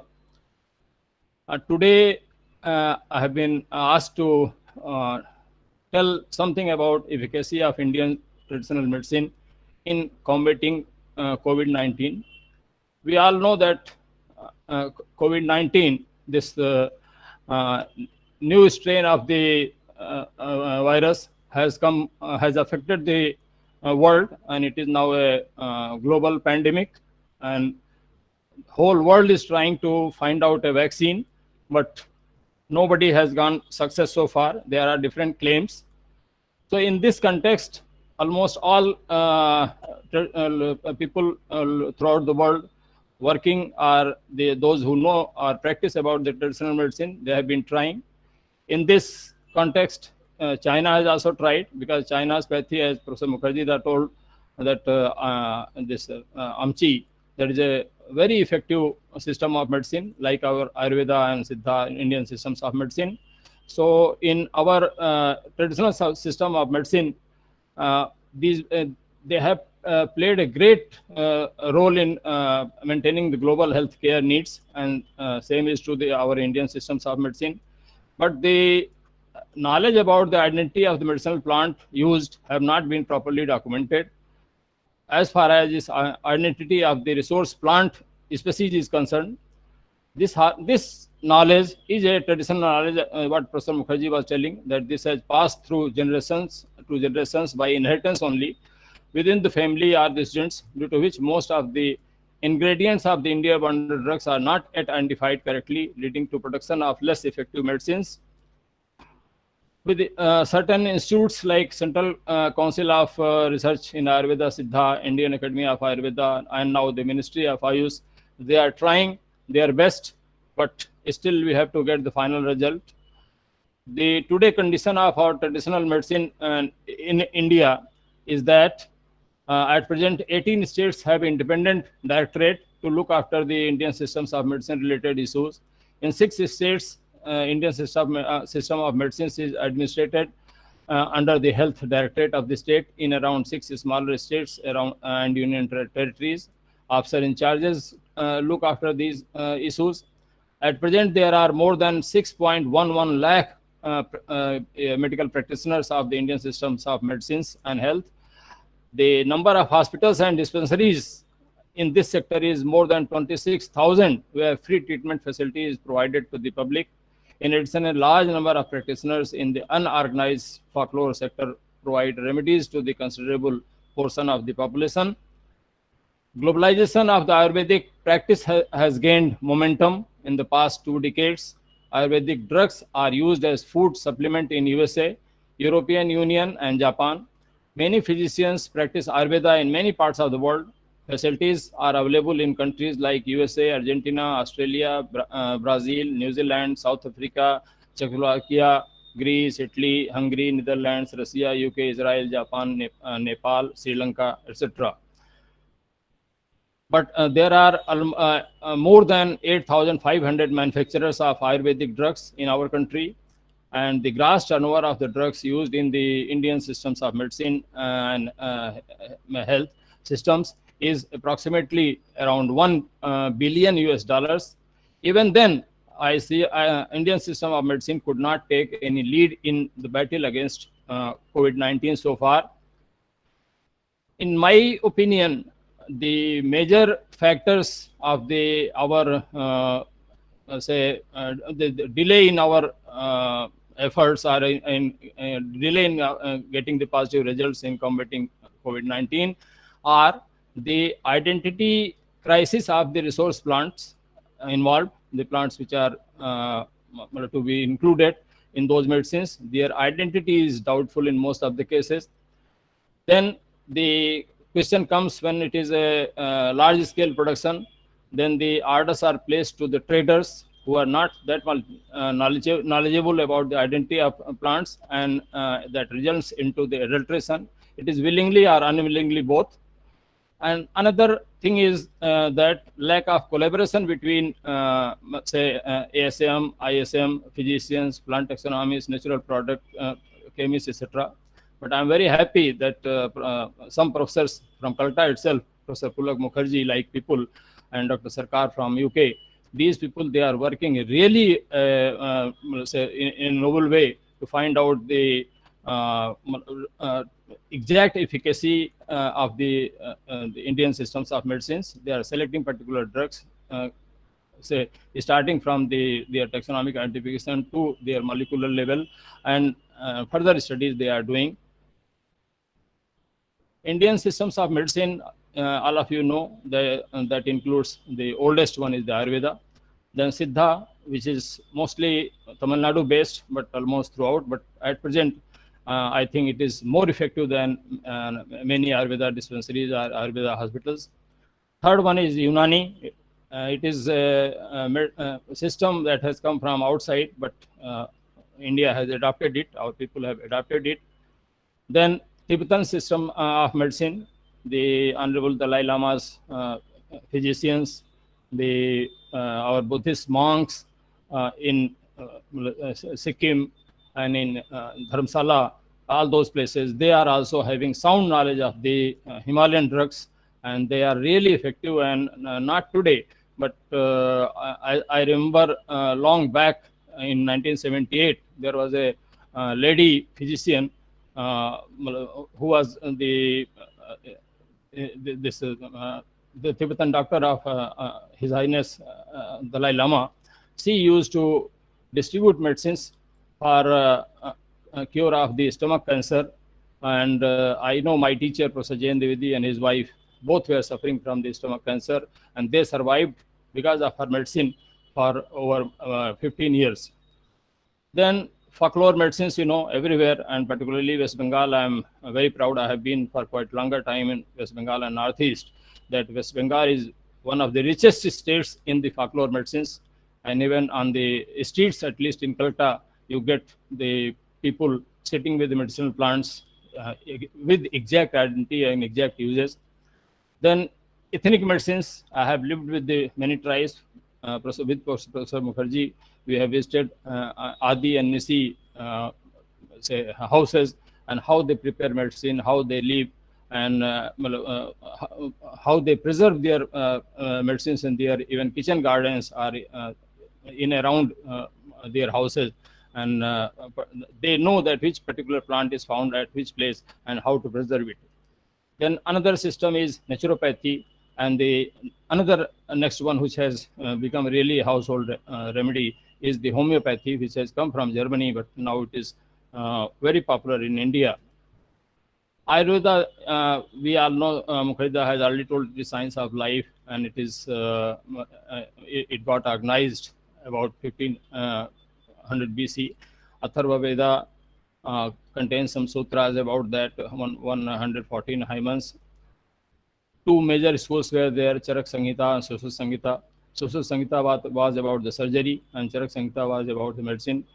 In basic stage, the Ayurveda system of medicine had only 650 drugs, but later on, with the further researches by the scientists, not by our old saints, the number of plants had increased, but the effect has decreased. And there is another very good book or literature available in our Ayurveda, that is Bhatta's Ashtanga Hridaya. That is also a very reliable source of Ayurvedic medicines. But again, the same question comes that unless we know the identity of the plants, the medicine we are preparing, that will not be that much effective. I can quote you just some examples. You know that some time back, I think by 89, Professor Meister of Germany, he was working on the Taxol, a compound from obtained from the EU. He tried, but from the European EU, that is Texas Bacata, he could not get the proper percentage. And then he sent Mr. Rao Golapudi, his research was a friend, to India, particularly in our northeastern India, and who came to search for these things. And then when he came here, by that time we had started a little bit working about that. Earlier to that, the Himalayan yew also was named as Texas Bacata by the Britishers and other people. But later on, we came to know.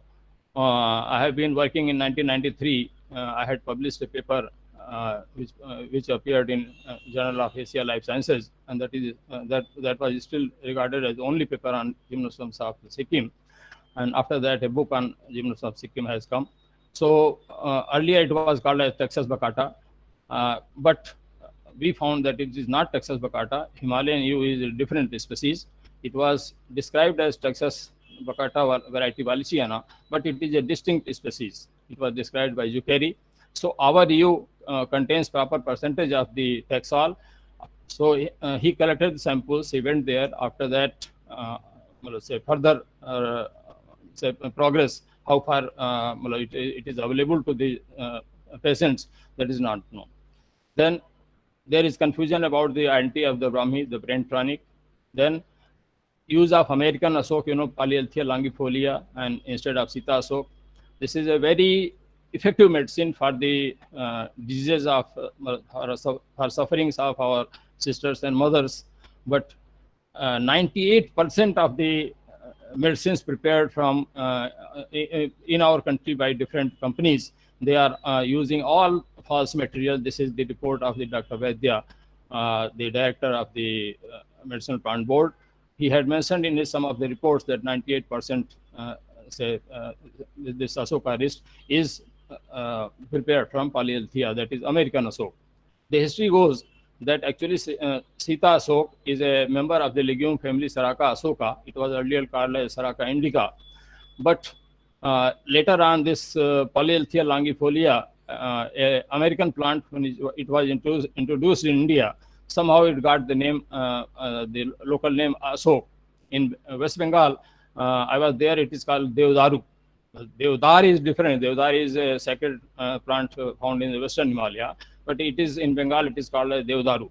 So what is happening when medicinal, this pharmaceutical industries of the Ayurveda, related to Ayurveda, when they ask for a supply, they give an order to the trader that you supply the bark of Asok. So they simply take this American Asok, not the actual Asok, and they give truckload, because demand is too high. They supply truckloads of the bark of the Polyalthia longifolia because it is easily growing and its bark is easily available. So whatever medicine is coming in the market, that is wrong. Similarly, confusion is about the Sankpuspi. In the next slides, I will show you. Another very important thing in there is Nagarmotha oil. It is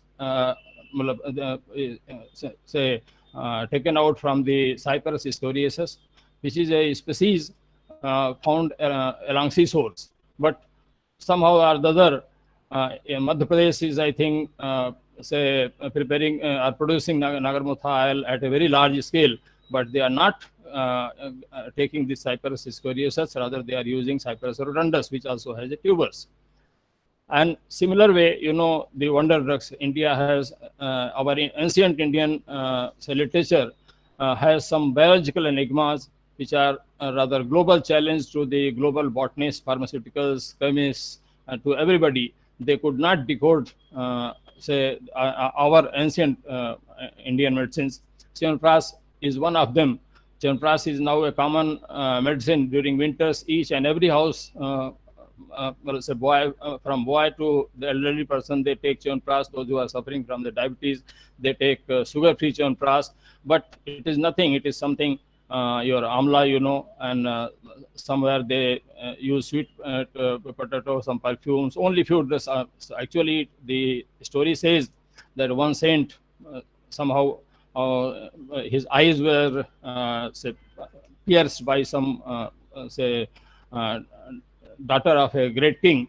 So when she came to know that it is not some animal, etc., it is a great saint, then she just fell on his feet and asked to pardon him and to marry him. But he was very old. So after listening to her prayer, this Rishi Chyawanprash, he took this medicine, he prepared this Chyawanprash consisting of 84 ingredients, means plant materials, and by that they say that he became a young man of 25-35 years old.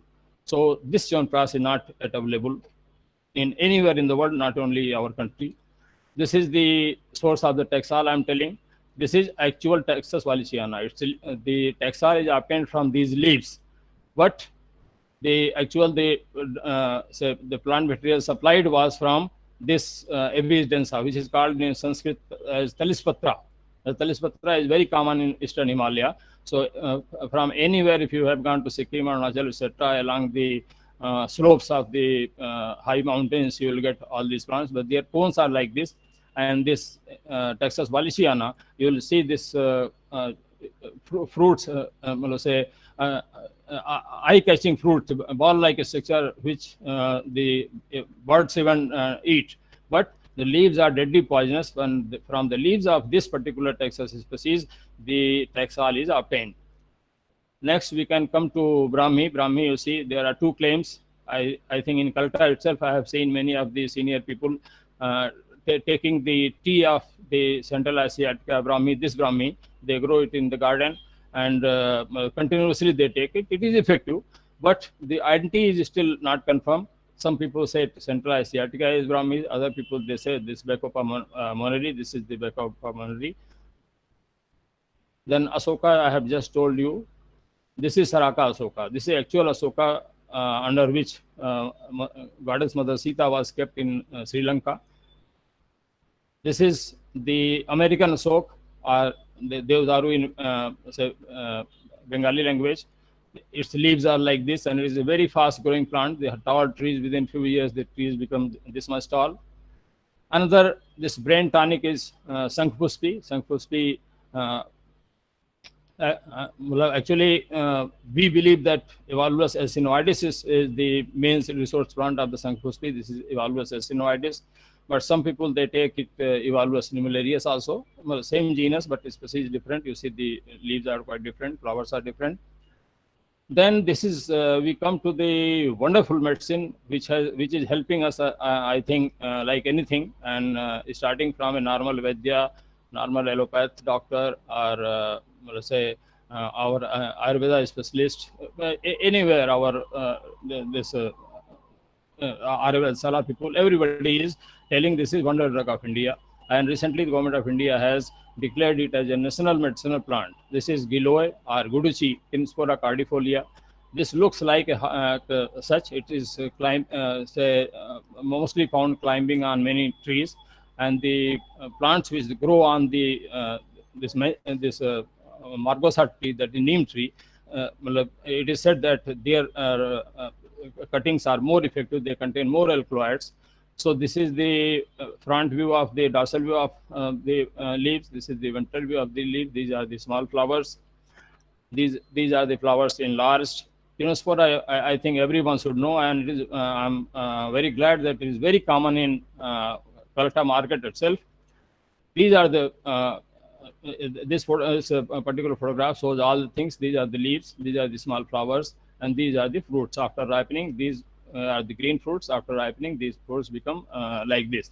And the branches, these are the branches, almost this type of rough branches. They are there, which are actually used. Such type of bundles are sold in Calcutta on along the street. Actually, the actual way of taking it, because the medicines which are available in the name of the Giloy tablet, Giloy juice, what material they are using in our country, we cannot say about their authenticity. But since Giloy is very common and it can be easily propagated, if you have a little bit of space in your house, you just grow a cutting of this plant, it will grow in your house. And you let it climb some tree, and you need not worry for it, it will grow and you can use it throughout. You can use this Giloy or Tinospora cordifolia throughout year. It is in all the way effective. So the method I can tell you, which will be helpful, these branches are there. You just take say about 4 inches piece of this such rough branches, and you just make it, 4 pieces of it. Put it in a glass of water in the evening, and decant that water early in the morning, and you just drink it empty in stomach. I can definitely tell you, I have myself, I have been taking Calcutta. Even now here, I am taking this one. It is not that commonly available here, but Calcutta it was commonly available. I was in Salt Lake, so it was very easily available. A person was sitting with this one. This is a wonderful drug. It reduces your blood sugar level also, and in most of the diseases, it is effective. Then, say after verification of so many medicines and after consulting so many Ayurvedic experts, the Ministry of Ayush came with a quath or kadha, which consisted of these 4 Ayurvedic medicinal plants. That is tulsi, holy basil. You know that it was known as Asimum sanctum. Most of the old people, they know it as Asimum sanctum. But taxonomy, you know, when the actual actual nomenclature problems are solved, then now it is called as Asimum tenuiflorum. This dalchini is another ingredient of the Ayush quath. It is the inner bark of the Cinnamomum gelenicum, but its name is also changed now. It is Cinnamomum verum. Ginger, everybody knows, ginger officinale, you have to put it, and then black pepper. These 4 things you put in just 1.5 mug of water, and let it boil till it becomes just half, and then one can drink it. This is immunity booster. This is holy basil. In this also you get 2 types of basil. One is Krishna tulsi, species is the same, Asimum tenuiflorum. This is Rama tulsi. This is regarded as a more sacred and used in worship of the Lord Narayana. It's about dalchini and this cinnamon, this bark. I can tell you, this most of the market samples in normal shops, these are this particular bark is available, which may be a perfumed bark of any XYZ tree. Actual cinnamomum, it is also available in market, a little costly, 150 kg more costly than the this rough bark one. This is the inner bark. This is actual say dalchini or cinnamon bark. This is very effective, and in diabetes also, an immunity booster also, it is quite effective. These are the leaves of dalchini. Now Ayush has come with some more sessions, some more plants they have added. So this in India we call as Tejpata. This is also a leaf of the Cinnamomum species, but the species is Tamala, Cinnamomum tamala. In English it is called as Indian bay leaf. Then ginger, you know, ginger officinale. Haldi, about which Mukherjee had talked, that how much we have fought, how much India has spent on saving its patent, because in our India, since a remote epoch, haldi has been a common household medicines used for so many things.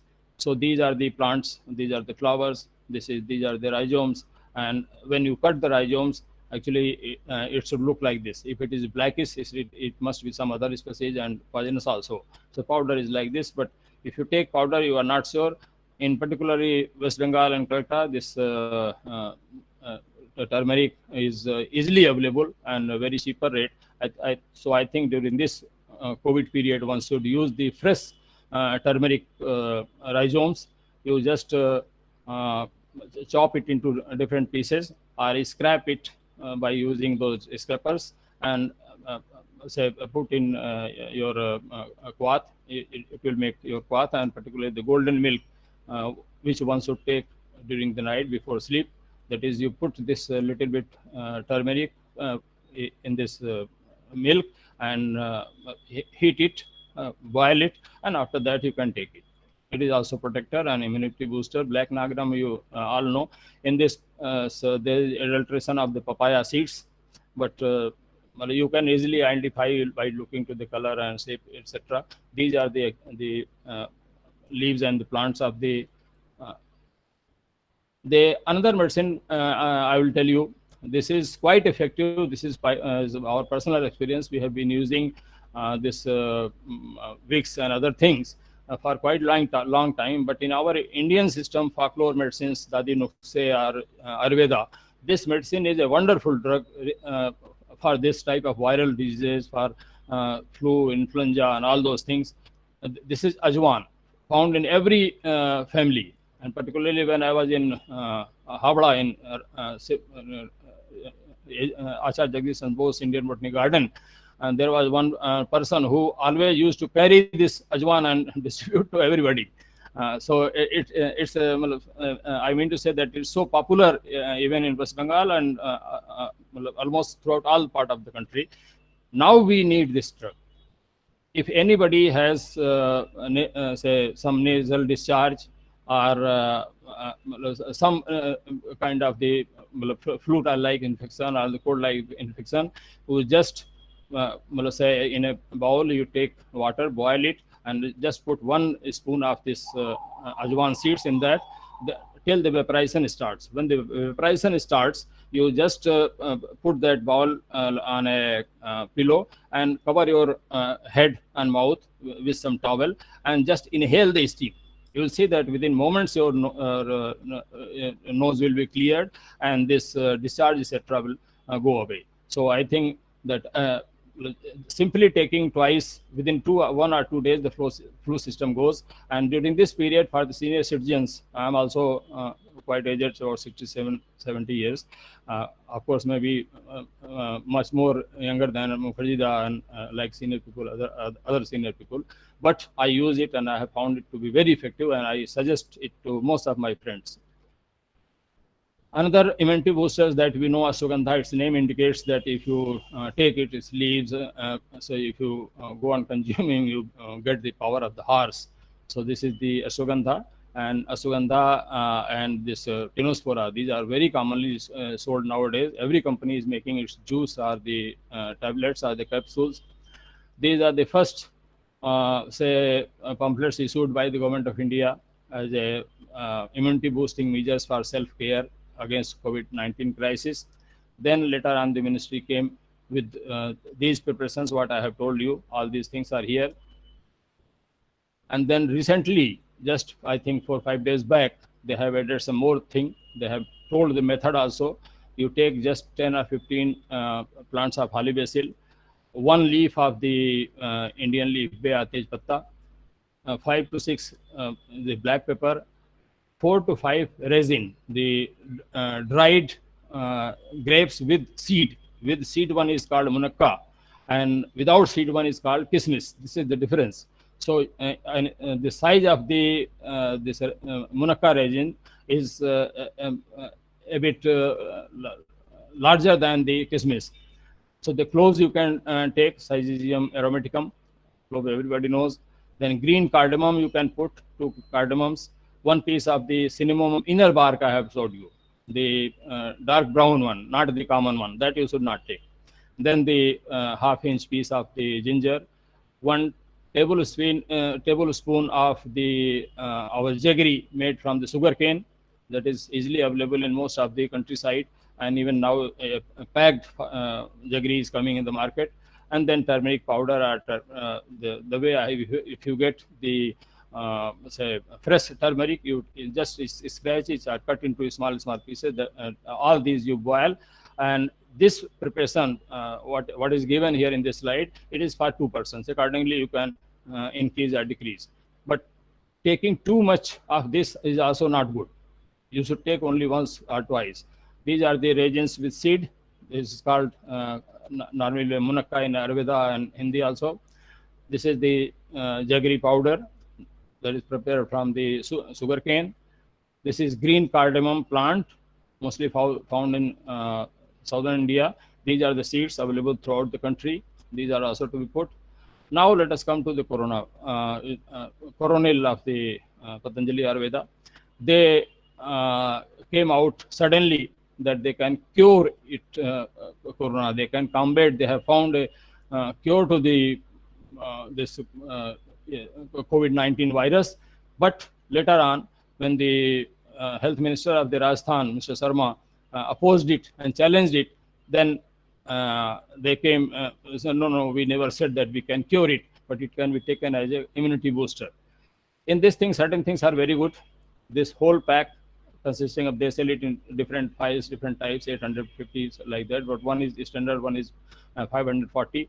And there they have 2 files of the tablets and 1 file of the oil. So one is coronal, that is for the, if you have some breathing problem, then you take Sosarivati.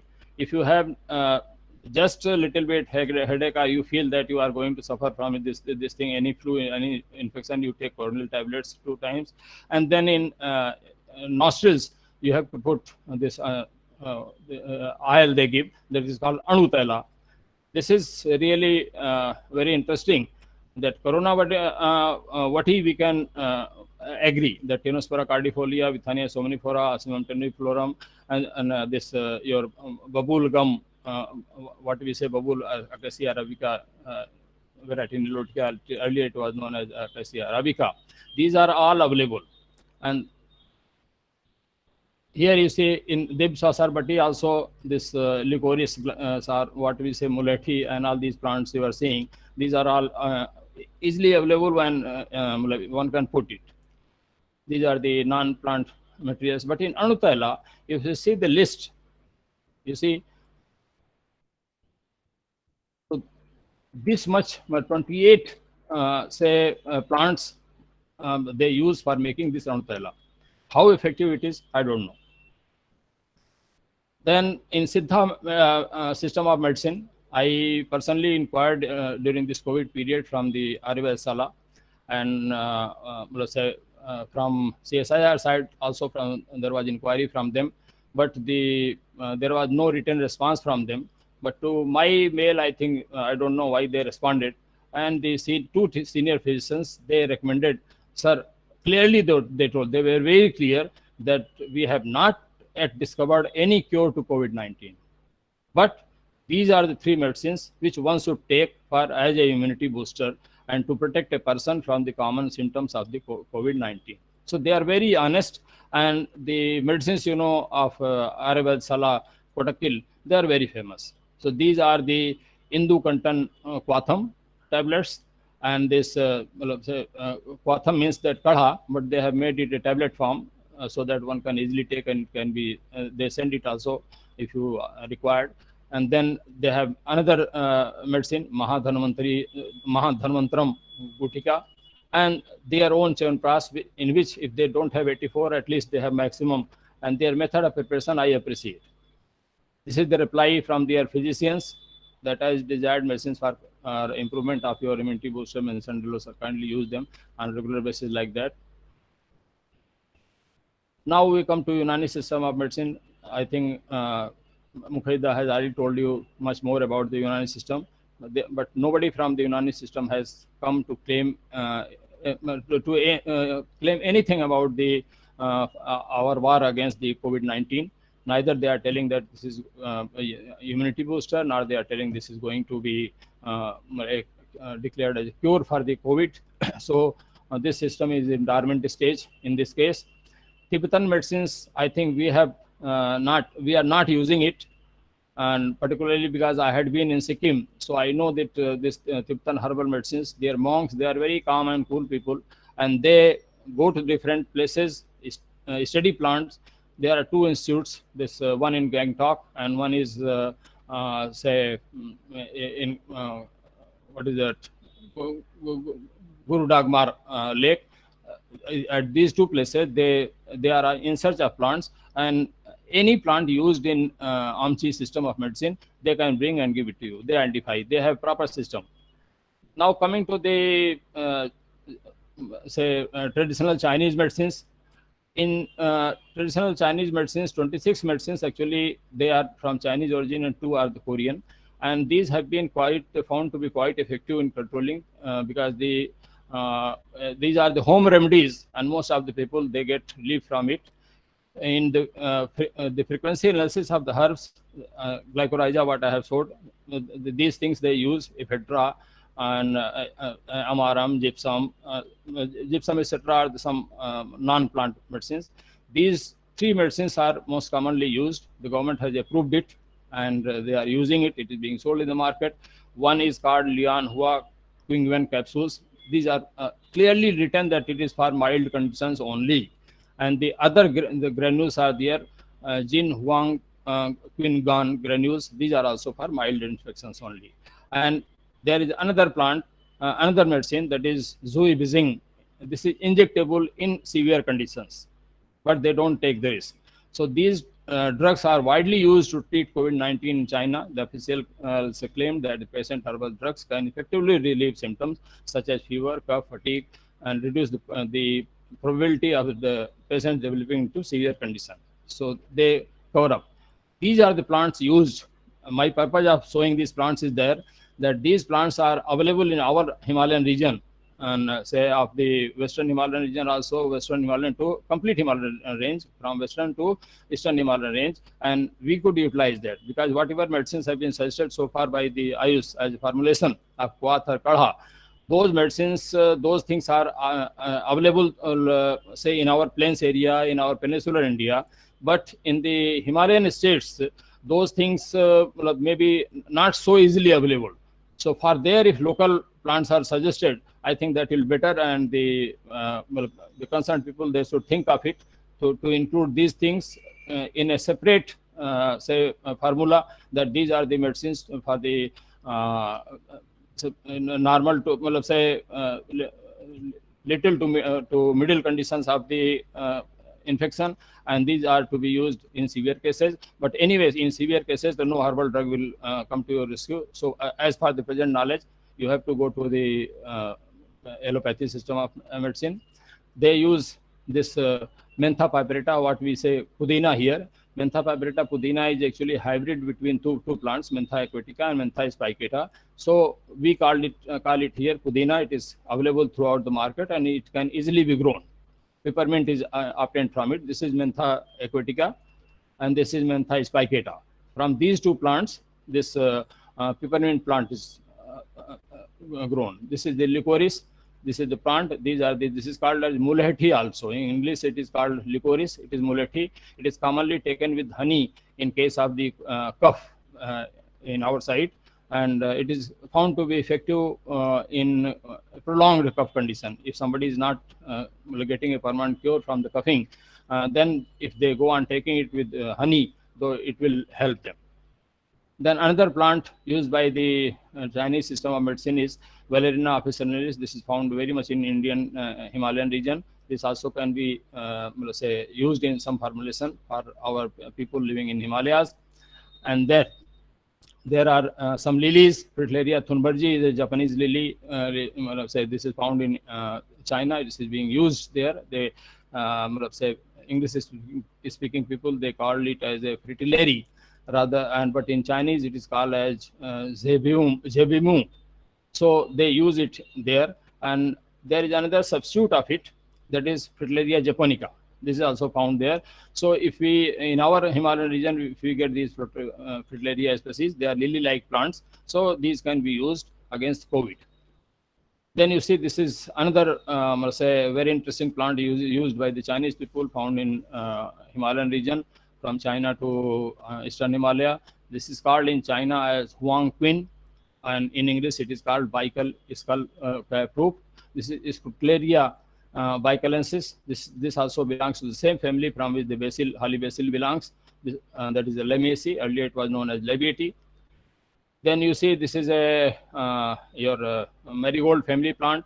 This is called as Architum lapa in English, and New Bangji in Chinese. This is also used and effectively used in Chinese herbal medicines.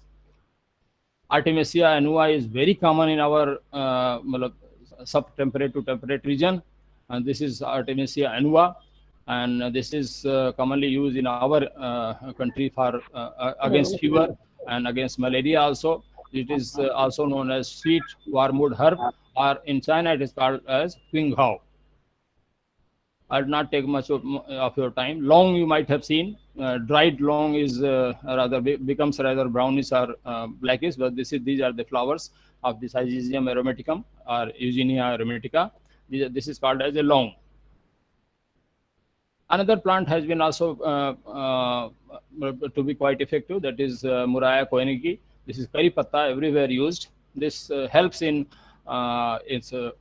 relieving the system of the symptoms of the virus, and as well as it is helpful in controlling your blood sugar. In homeopathy, I had many good friends of senior doctors. They suggested that one should take, they don't have any claim, but they suggest as a preventive, if anybody is having some suspicion that he is developing symptoms like that, he can just take arsenicum album 201 dose daily for 3 days.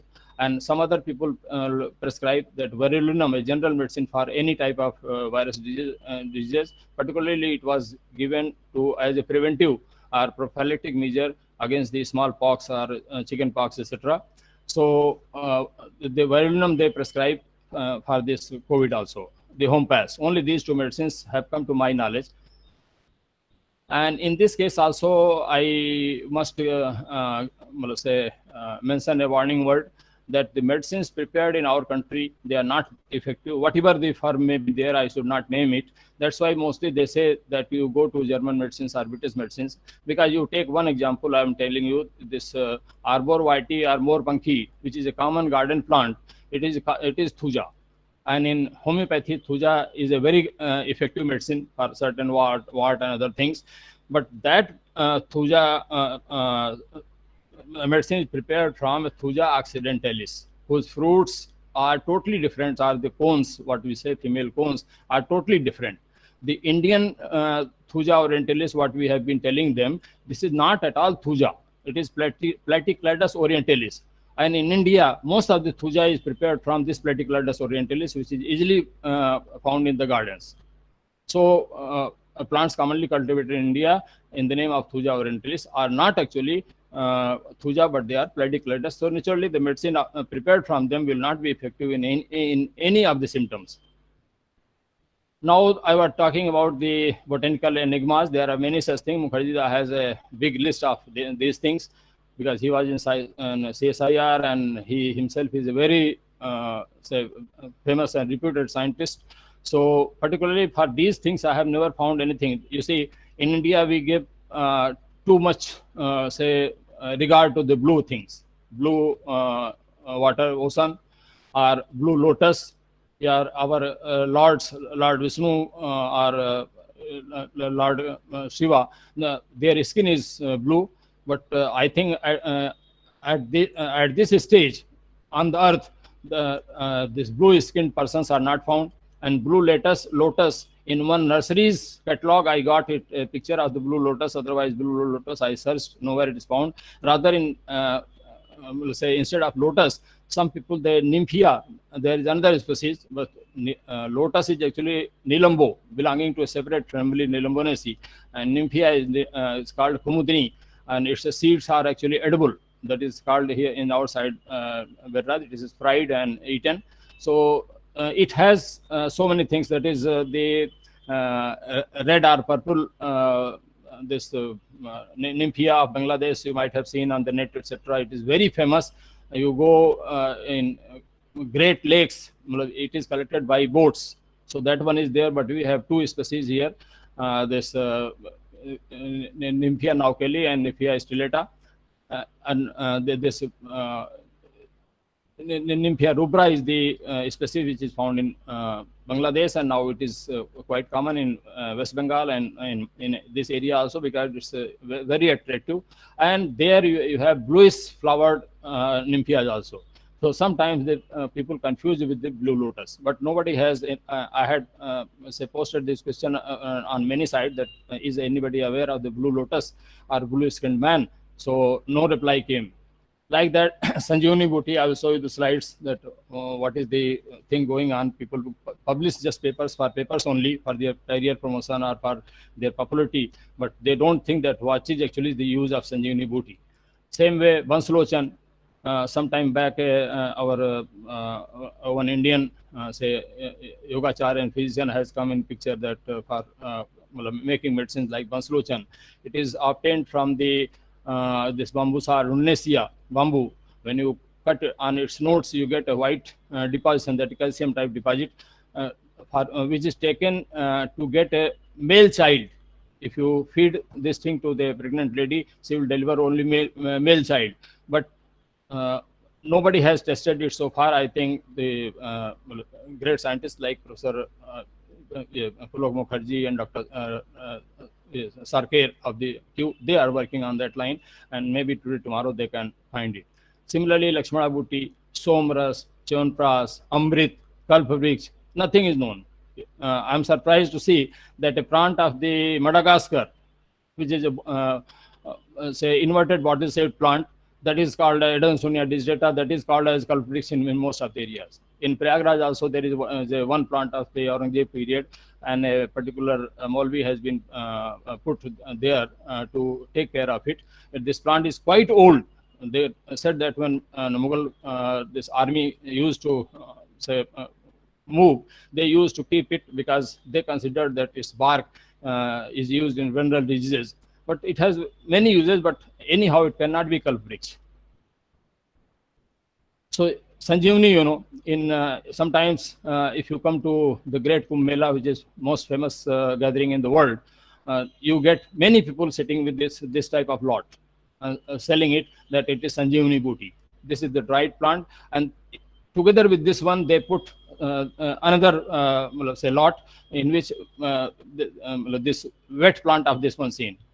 The thing is that if you put these dried plants in water, they become fresh like this. They look like this. But my saying is that Sanjeevani Booty, if you give Sanjeevani Booty as a medicine, if you give it to a dying patient, he say survives. But here in this case, it is happening just the reverse. The plant itself is getting back its color. It is not going to survive, but it gains its pigments. So it cannot be in Sanjeevani Booty, but I think a lot of literature, more than 200, 300 papers have been published on this Sanjeevani Booty. And in many cases, this photo from the Prayagraj Kumbh Mela have been attached, and people have got the promotions and increments and lot of appreciations for it. This is another very interesting plant. This is Aparajita clitoria, a sacred plant to Hinduism. This is offered to Lord Shiva.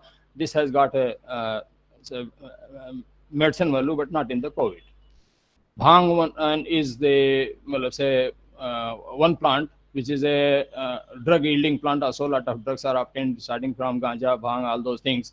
But it has some use in medicine also. Similarly, Nyctanthus arborescens, which is said to be parijat, it's a very fragrant, very nice fragrant flower, which the flowers open during the night. They are white colored, but their throat, the corolla tube is the orange, and they fall down on early in the morning. So the plant where it is growing, the ground becomes fully decorated by these flowers. This flower is quite effective in controlling blood sugar, but not in, say, COVID, as claimed by many Vaidyas. Recently, I came across a book by Sivbrata Patnaik, published just now, Use of Succulent Biomedicines to Control COVID. I have not gone through this book, but just I got a reference of this book. Up to what extent it is effective, it is yet to be seen. So all these facts which indicate that there is a necessity of a more systematic, collaborative, and scientific approach and a strict quantity control during the production of the Ayurvedic medicines. Only then will the Indian system of medicine regain its past glory. I am grateful to my elder brother, Professor T.K. Mukherjee, former chief scientist, and who has a lot of knowledge. He has just delivered his talk on TKDL. Dr. Subhasis Panda has always been very close to me. He will help, very helpful. Dr. Anitha Matthew and Dr. Baburaj, these two are the very senior physicians of Ayurveda Sala. They at least responded to my query. One of my students, Dr. Rupak De, who became PCCF in Uttar Pradesh, he has been very effective. Wherever I go, he is always there. And then this Ravi, Dhruv, and Dibya, these three are the boys who helped me in preparation of these slides and other things. Some photos I have shown you from the website, this Wikipedia. For that, I am grateful to them. Thank you very much. But this Gilo is really a good plant. That's why I have posted it here. And it is really, it's a very nice step that it has been declared as a national medicinal plant. Thank you very much.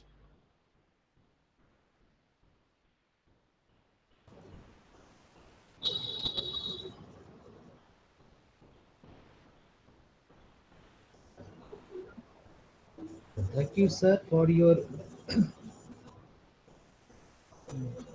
informative presentation. Now I would like to request Khayali ma'am to conduct the question and answer session. Khayali ma'am. Thank you, Shori sir. Thus, we had a wonderful presentation from Dr. Ramesh Chandra Srivastav sir. Thank you so much, sir. Now we have some question for you. So the first question from Miss Kristamin Khati. She wrote, can star anise be used as immunity booster? No. What can you say? No. Nobody has told it. Nobody has recommended it. Not yet found.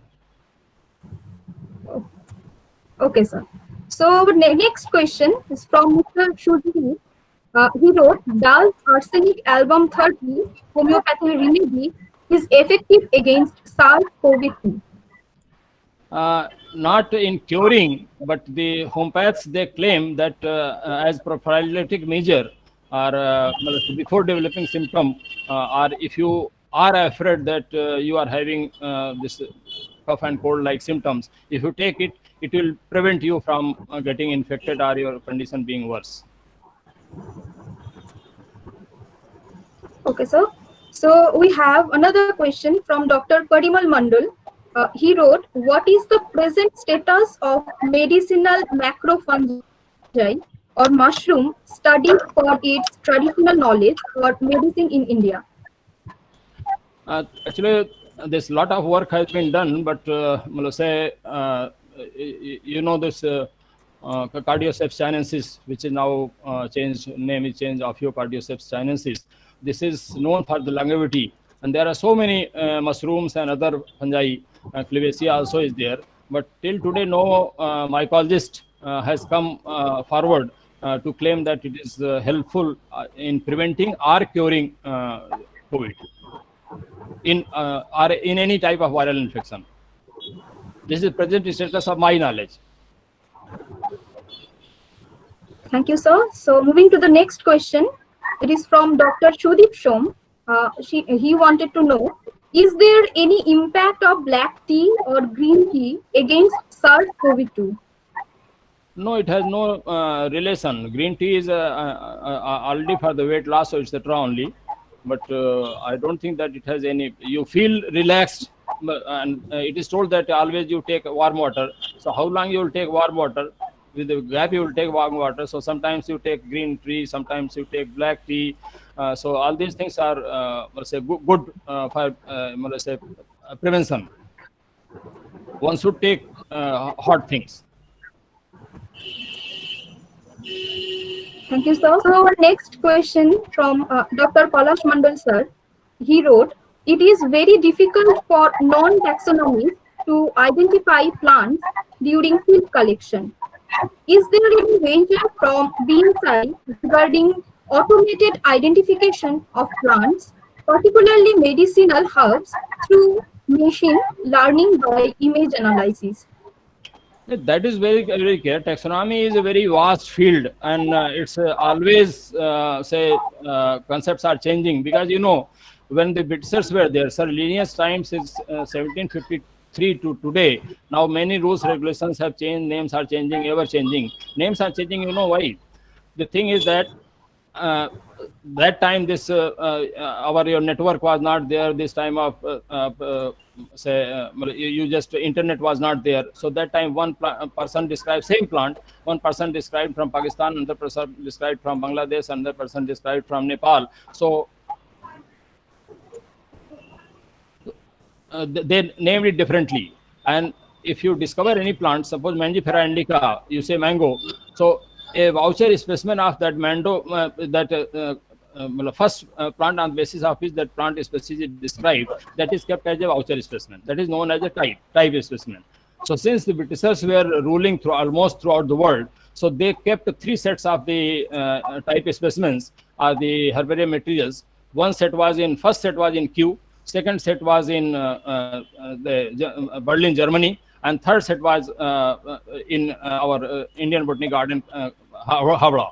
So we are lucky in that way that we have most of those things related to our study, but still we don't have all. So throughout the world, everybody is sending their type materials to either Harvard, Smithsonian, or maximum at Royal Botany Garden, Kew, because they are the best custodian. Our problem is that we are a tropical country. Lot of damage is there, and that much care cannot be taken. We have shortage of funds, shortage of staff, all those things. But in tropical countries, even if you go to Linnean Herbarium, I had been there. I was awarded a fellowship there only. I was given a dinner. I was shown that the plants collected in 1752, 1751, they are shown as just it is let's say pressed and processed tomorrow, yesterday. So, because that is of the temperature conditions, they are tropical countries, their preservation, let's say, period is longer. So, in taxonomy, you cannot say 100% claim is there, but data is available. You have to know certain sites. One has to contact BSI, is there in Calcutta and most of the areas. For the regional identification, suppose somebody is in northern India, they can come to northern circuit, Dehradun. If somebody has a plant from central India, they can come to central circle, Prayagraj. Like that, we have regional centers. And Central National Herbarium is very much in Calcutta, in Indian Botany Garden. So they can compare it. For your kind information, I can tell you, whatever this Patanjali Ayurveda has developed, when we were there, they had taken on all the high resolution photographs of the herbarium seeds of the medicinal plants from our BSI herbarium only. But they are good, they are devoted. So that way, what they did, they compared to that plant, and now you see the Vedraj Balkrishna ji coming with the, let's say, every day he gives a lecture that this is the plant, this way it is used. So they combined both the things, the taxonomy, the updated nomenclature with the help of the BSI, and the Ayurveda knowledge he is having. So that way, any researcher has to do it. And the best thing I would suggest, there has been many answers like that earlier in previous lecture. I had told not to go back there. If you are going to do anything, because taxonomy, these basic sciences we do not forget. Whether you go to chemotaxonomy, whether you go to molecular taxonomy, you have to know the identity of the plant. And for that, the classical method, taxonomy is the best method, because main purpose is to identify the plant. and a general man cannot go for a sequencer which costs more than crore for to do its this what is said molecular taxonomy. So instead of molecular taxonomy, we have to find out certain visible solutions by maximum by lens, hand lens, or microscope lens, so that we can identify and we can tell the consumer that okay, this is the plant. In very small cases, even the Clark or Hooker had also failed. They could not identify the species. But later on, now with the other techniques, the electron microscopy or the molecular biology, they are supplementing. But basic science, that is taxonomy, has to be kept at base, and this is the mother of all these sciences. So anybody working on any aspect, whether it is molecular taxonomy, chemotaxonomy, or isolating some chemical principle, preparing some molecule, he has to go for the identification sent to the BSI or the taxonomist. There are global experts. Earlier, we had one liaison officer for British Indian country, that is India, Nepal, Pakistan, etc., sitting in the queue. Now that system is not there. But if you write to them that world specific plantarum is going on, they are very prompt in replying. They will give you the NT also, and they will guide you in very nice way. And you have to know from BSI certain sites that on which you can go search the plant, search the types. Everything is available nowadays on the net. Thank you so much, sir. Now, this is another question from Dr. Sudip Shom. He wrote, please mention some herbs which contain more zinc nutrient. More? Zinc nutrient, sir. Before nutrients, what were you are telling? I'm not clear. Yes, sir, I repeat. Please mention some herbs which contain more zinc, Zn, sir, Zn, essential nutrient. More zinc nutrient. Well, that way you see this amla is there, Philanthus amblica is there, and well, everything you have to need. For ascorbic acid, if you go, you have to go to the lemons. If you want this carbohydrate, so you have to go to this potato or the this apomia batata, etc. So everything cannot be found in particular thing. But you have to make a mixture of these things and take it. That's why Indian food is known as the best food, because our food is consisting of carbohydrate, consisting of protein, because pulse we are taking as a protein. This your rice and wheat we are taking as a carbohydrate material. Vegetables we are taking a lot of spices we are taking. From those spices these medicines are coming. So like this one has to do. Not any particular medicine can. As Professor Mukherjee has already told that one tribe, Canaan tribe, they told they can suppress their hunger, but they cannot satisfy their hunger. Thank you, sir. So this is another question from Miss Devashmita Shombasu. Sir, if there is any plant in Ayurveda that can increase lung capacity? Lung capacity means Yes, longevity, yes, life. Yes, yes. No, sir. Lung capacity. Lungs, sir. Lungs. Lung capacity means Lungs, sir. lungs. Yes. Yes, sir.